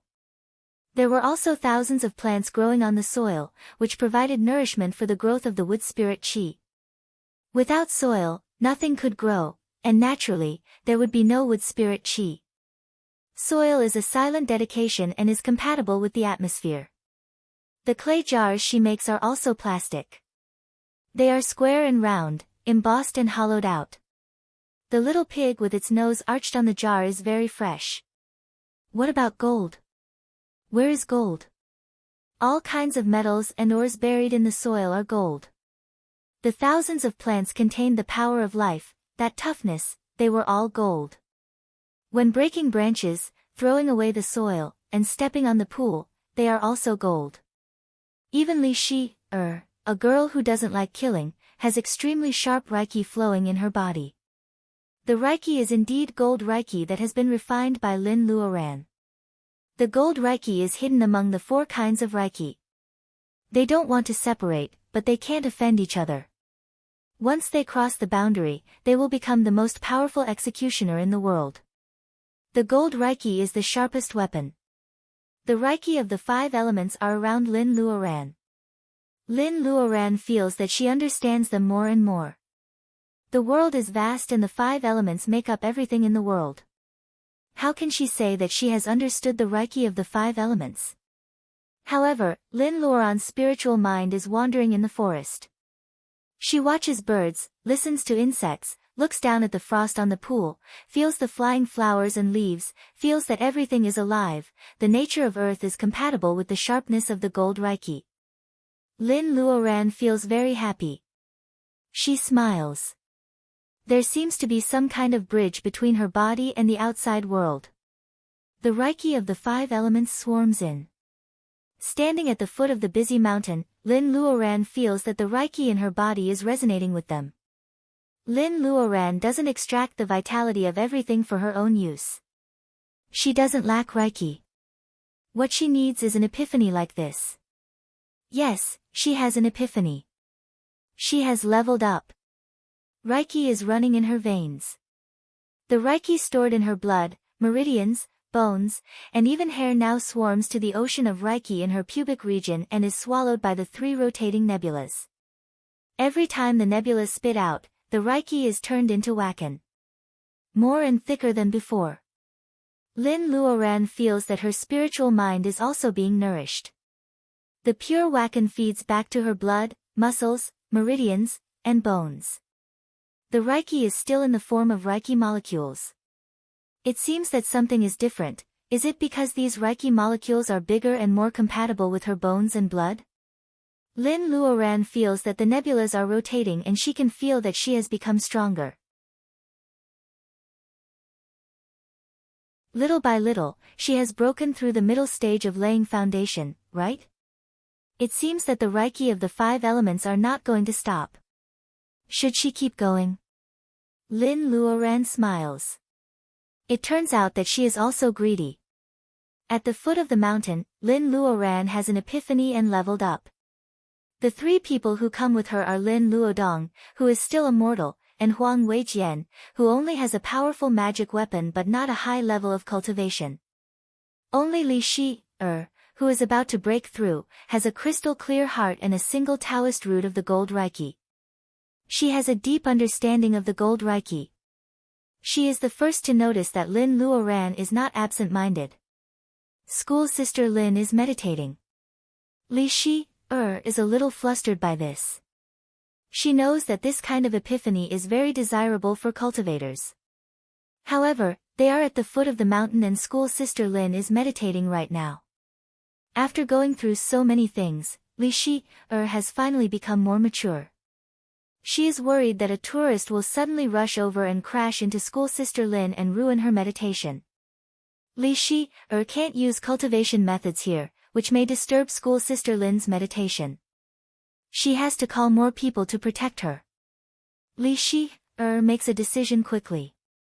She asks Lin Luodong to clean up the stall and sends Huang Weijian to walk around Lin Luoran. The young man's unapproachable aura makes the tourists feel frozen. Many people unconsciously avoid him. Li Shi also calls Yuan Yi, a cultivator of the Lin family, and Mr. Lin. Thinking that everyone is coming to the foot of the mountain, Li Shi feels relieved. Standing beside Lin Luoran, Li Shi feels that her spiritual mind is extended and her state of mind is opened. God, there are so many Reiki of the 5 elements around school sister Lin. The Reiki is so violent that every cultivator has to be careful when they cultivate. Will school sister Lin be okay? Li Shi is worried. Fortunately, Mr. Lin and Yuan Yi take a shortcut and arrive soon. Lu Zheng is also behind them. This is not the time to ask about the details. Li Shi is rarely decisive. She arranges for Mr. Lin and the other 2 to guard each side. 5 cultivators occupy the positions of the 5 elements. Li Shi doesn't realize that this is actually a very stable defense circle. The 5 cultivators casually surround Lin Luoran and the tourists really don't break in unintentionally. Time flies. The morning market is over. At noon, the tourists have either gone back or haven't arrived yet. With fewer people, Li Shi's group stands out. Not to mention their strange and alert movements, the young boy with long bangs looks like a cold character in an anime. Luodong, who is gentle and harmless, is also a handsome young man. Mr. Lin is a handsome middle-aged man. Yuan Yi is honest and bright. Lu Zheng is a handsome young Taoist in a Taoist robe. Li Shi is not wearing a Tang suit. Ordinary clothes can't hide her temperament of an ancient lady. Lin Luoran is in meditation and her head is half lowered, so people can't see her face clearly. However, Lin Luoran is surrounded by such a group of outstanding people. The appearance of this group of people is so outstanding that people don't dare to approach them and they can't escape from pointing at them. Li Shi feels uncomfortable as if she is a monkey being watched. She stares back at the tourists, which makes them laugh. It is very impolite to take pictures of others without reason. Today, even though the tourists are pointing at Lin Luoran, none of them think of taking pictures, which makes Li Shi feel relieved. Li Shi doesn't know that Lin Luoran's state at the foot of the mountain is very compatible with the 5 elements. Ordinary people can also feel peaceful here. This is a rare opportunity. Li Shi knows that she can't control the behavior of the tourists, so she just leaves them alone. She also relaxes and starts to feel the gold Reiki. Lu Zheng's eyes are half closed. He looks calm, but he is sad and happy. The crazy Taoist said that Lin Luoran is about to advance again and asked him to protect her. He is happy for Lin Luoran's progress, but he also feels sad for his own lack of talent. Will he never be able to catch up with her? Lu Zheng sighs, but he knows that he is too greedy. At the beginning, he climbed the mountain and crossed the river just to see what Lin Luoran's world was like. He also hoped that one day he could be strong enough to help her. He knows that he is not talented and Lin Luoran is talented. Why do he have to sigh now? Lu Zheng dispels the sadness and only feels happy for Lin Luoran's advancement. After letting go of the sadness and leaving only the joy, Lu Zheng also felt the balance of the 5 elements around him. Although the 5 of them are just guardians, they all seem to have gained something. The sun is setting and the pilgrims are going home. Lin Luodong is bored alone and his stomach growls. Have they not eaten anything for a day? The young man is hesitating whether he should go to the restaurant at the foot of the mountain to prepare dinner for them. However, Lin Luoran, who is surrounded in the center, moves. Sister, you are awake. The five of them also wake up from the mysterious feeling. They look at Lin Luoran and want to ask her if she has succeeded in advancing. Lin Luoran knows what they are thinking and she doesn't answer immediately. Aren't you hungry after a whole day? Let's go home and have dinner.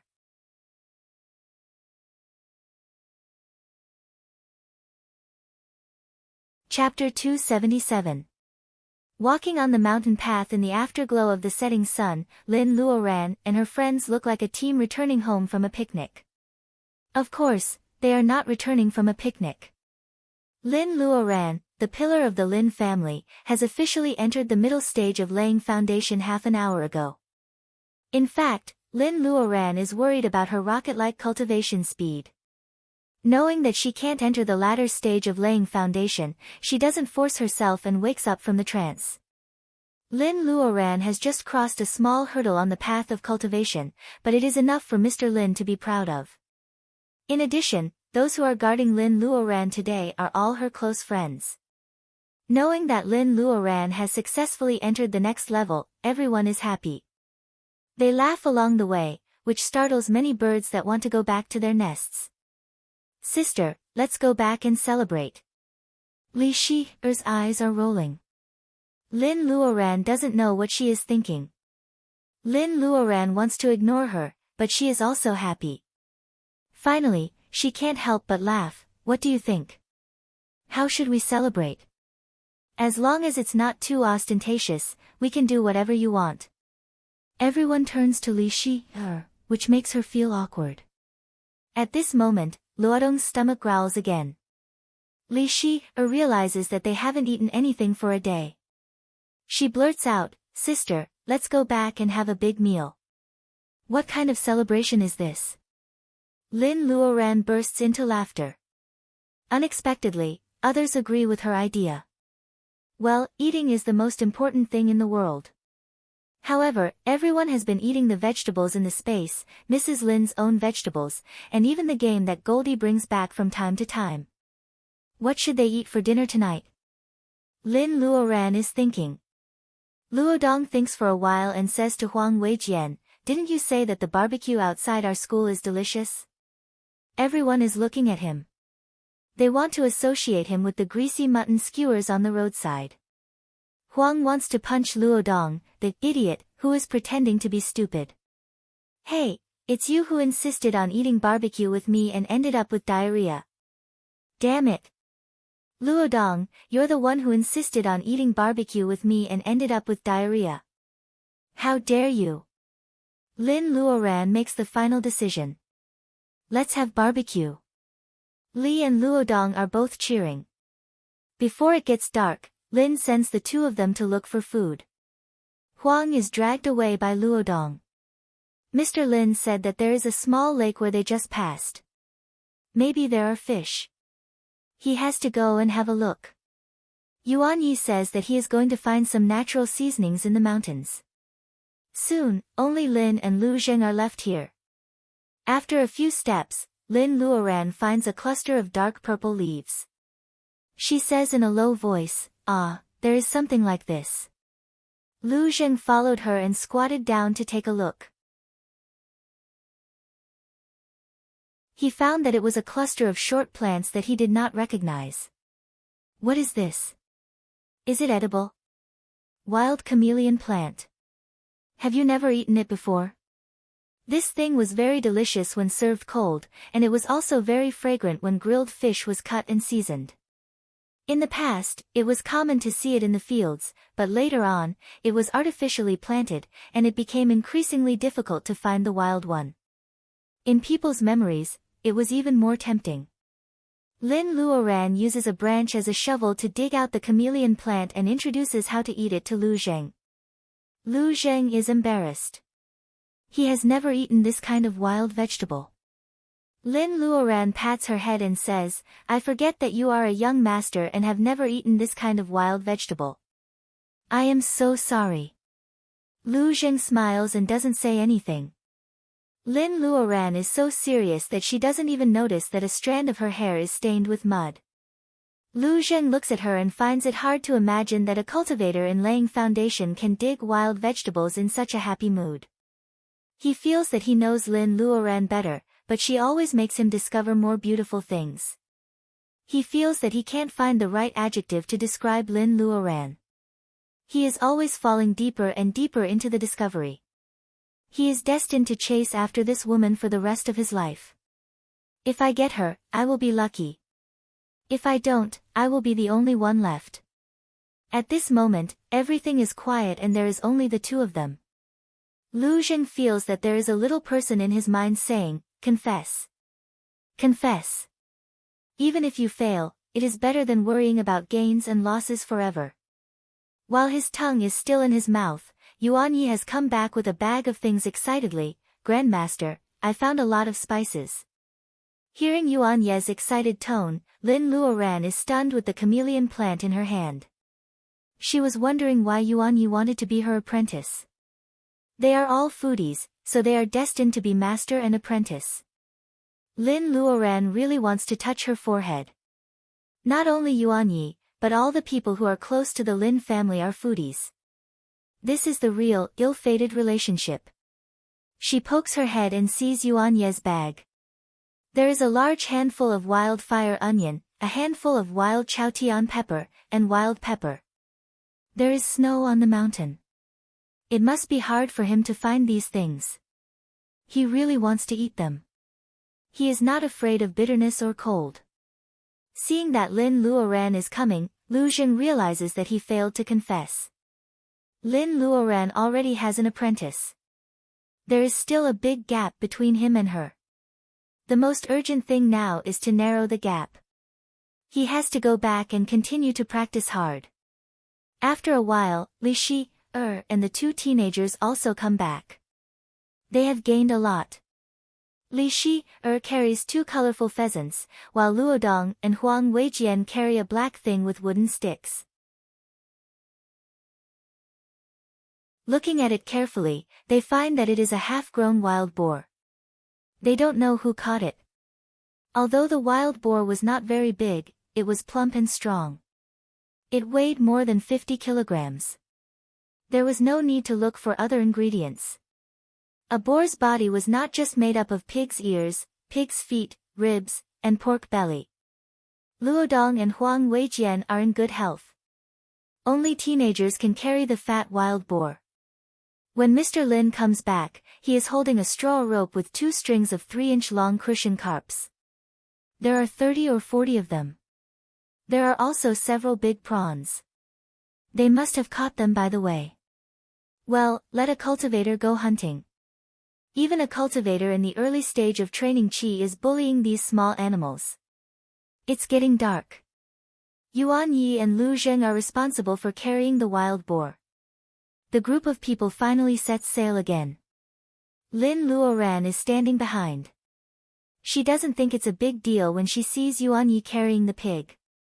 However, Lu Zheng is wearing a Taoist robe. Compared with the elegant young master with gold-rimmed glasses, Lu Zheng looks so funny. No, I have to hold it. If I can't hold it, Lu Xiaodong will be angry. I have to carry the wild boar back. Mr. Lin looks at his daughter's sneaky smile and is lost in thought. Well, he suddenly remembers that his daughter looks young. According to the secular world, she should be in her early 30s. He doesn't know how old most people in the world of cultivation are to get married. Maybe he should ask the crazy Taoist one day. Mr. Lin is very sad at this moment because his daughter has just grown up. Who can match his excellent daughter? This is really a big problem. Because there are so many people, Mrs. Lin prepares 3 grills by the swimming pool. There is only one grill in Lin's house. The other 2 grills are from Fatty Chui's house and the other one is provided by Lu Zheng. Lin Luoran knows that Lu Zheng bought a house in Qingqing Villa a few years ago. At that time, she was lying in the blood pool and couldn't move. The whole Lin family was under the pressure of her disappearance. However, Lu Zheng bought a house here at that time. Lin Luoran has to face it. Maybe she has missed something. Lin Luoran doesn't want to ask more questions since there are so many people around. In fact, there is no need to ask. She has known Lu Zheng's feelings for her. As long as Baojia is still single, she will never be with her ex-fiancé. Lin Luoran is very stubborn about this. She is even a little paranoid. She looks at Baojia's room. You have slept for so long. When are you going to wake up? Aunt Lin, I want to eat grilled fish, but my mom won't let me. Please cook it for me. I beg you. Lucy pulls Lin Luoran's clothes and takes a skewer of fish with her chubby hand. She hands it to Lin Luoran. Wang Miao Yi shouts with her hands on her waist, Cui Wanlu, you are as fat as your dad. Don't eat too much. Wang Miao Yi's words make Fatty Cui proud. Lucy is chubby like a snow doll. Fatty Cui feels that his daughter resembles him, so he sticks out his chest. However, Wang Miao Yi stares at him and he shrinks his neck. He looks at his daughter carefully. Is she too fat? Fatty Cui is worried about his gains and losses. Seeing that Lin Luoran is grilling the fish seriously, he puts the thought aside. Anyway, Lin Luoran will take care of her. She can worry about the future later. Barbecue is seasoned and Lucy can't eat spicy food, so Lin Luoran doesn't brush chili oil on it. She quickly rolls the fish on the grill. When the fish is tender, Lin Luoran sprinkles some chopped chameleon plant and wild onions on it. Finally, she flicks a pinch of salt on it. The aroma of the wild crucian carp is appetizing. Lucy is too small. Lin Luoran is afraid that she will be stuck by the fish bone, so she gives the fish to Wang Miao Yi. Lucy looks at her mother pitifully. This is indeed a killer move. Even the tough Wang Miao Yi has to pick out the fish bone and feed it to her daughter. Lin Luodong and Huang Weijian are grilling pork belly and ribs. Mrs. Lin and Li Shi like to grill vegetables, such as potatoes, eggplants, and cucumbers. Recently, they feel that they have stored too much fat in winter, so they are discussing how to lose weight. Yuan Yi and Lu Zheng have a topic to talk about. Zheng Tian and Mr. Lin are exchanging fishing experiences while grilling fish. Commander Qin is the most miserable one. Although he is a senior, the crazy Taoist is here today. Therefore, the former commander of the military subdivision is doing odd jobs and grilling pheasants for the crazy Taoist. Lin Luoran really wants to take over his job. However, seeing Commander Qin grilling and the crazy Taoist eating silently, Lin Luoran doesn't want to join in the fun. Commander Qin and the crazy Taoist are obviously exchanging affection. Wait, isn't that little thing beside the grill cyan little fox? The little fox can't wait to be grilled. It is so impatient that it jumps to the table and grills something with a bamboo stick. Lin Luoran takes a closer look and finds that it is grilling ginseng. Well, ginseng can also be grilled. Lin Luoran decides not to interfere with it. She calmly watches what it is going to do. The cyan little fox thinks that the ginseng is about to be cooked. It brushes the ginseng with chili oil, salt, and some pepper. When the ginseng is cooked, it sprinkles chopped green onions on it. Well, it smells delicious. The cyan little fox doesn't care about the heat and takes a big bite. The ginseng alone tastes bitter. However, with the spiciness and saltiness, Lin Luoran can tell what a freaky taste it is just by looking at the fox's expression. Haha. Lin Luoran, the bad owner, finally can't help laughing. The cyan little fox is afraid of being laughed at, so it quietly throws the failed grilled ginseng into the swimming pool. Lin Luoran smiles and the little fox is caught by Mrs. Lin. Mrs. Lin often cleans the swimming pool. Now that the little fox is caught, Mrs. Lin is so angry that she can't vent her anger. The cyan little fox runs away. Fortunately, the cyan little fox reminds Lin Luoran, or she almost forgets about Goldie. Lin Luoran finds the wild boar leg, which weighs more than 10 kilograms. She minces the meat and puts it on the grill. Of course, Goldie's food can't be too spicy. Lin Luoran rolls it patiently. When the meat is almost cooked, she brushes it with spirit wine and the jam made from the fruits in her space. The boar leg is dripping with oil on the grill. It smells so good that everyone turns to look at it. Fatty Chui comes to Lin first, licking his face. Hey, girl, how did you grill it? Why does it smell better than what we ate? Everyone nods.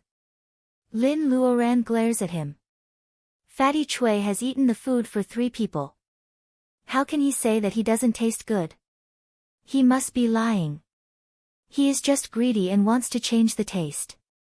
Lin Luoran points at Goldie on the roof and says, if you dare to steal its food, I will write a letter to you. Goldie turns its head and stares at Fatty Chui coldly. Fatty Chui grunts, I don't want to argue with a hawk. As soon as he finishes his words, Goldie flaps its wings and lands in the yard. Fatty Chui is scared and runs away. Wang Miao Yi laughs the loudest. Lucy doesn't care about her father either. She giggles like a string of little bells. It turns out that the boar leg is cooked and Goldie comes down to eat. It doesn't want to make trouble for Fatty Chui. Everyone laughs again. The little golden hawk's beak is sharp and sharp. It pecks a large piece of meat off the leg of the wild boar. Everyone's appetite is aroused by the way it eats. They ask for some jam and spirit wine and start the second round of barbecue, which is mainly light. The cyan little fox comes to Lin Luoran with its ears down. Lin Luoran picks it up and says, why didn't you say you wanted to eat? You don't want to waste a ginseng. The fox becomes more listless. However, Lin Luoran finds a few pieces of pork ribs and skewered them with cucumber and tomato. The color matches well and they are grilled carefully. Lin Luoran looks at them and wants to eat them. She hands the skewered meat to the cyan little fox. Its grievance is gone instantly. It jumps to Goldie. Lin Luoran suspects that it is going to show off.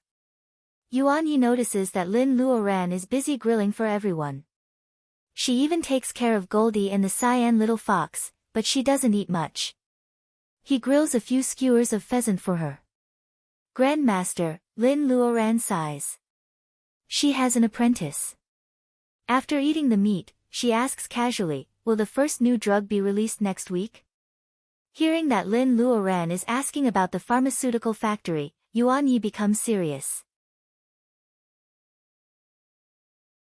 When he is about to tell Lin Luoran about the new drug, his grandmaster turns around to grill potato chips and says, when the new drug is released, you should leave the pharmaceutical factory for a while.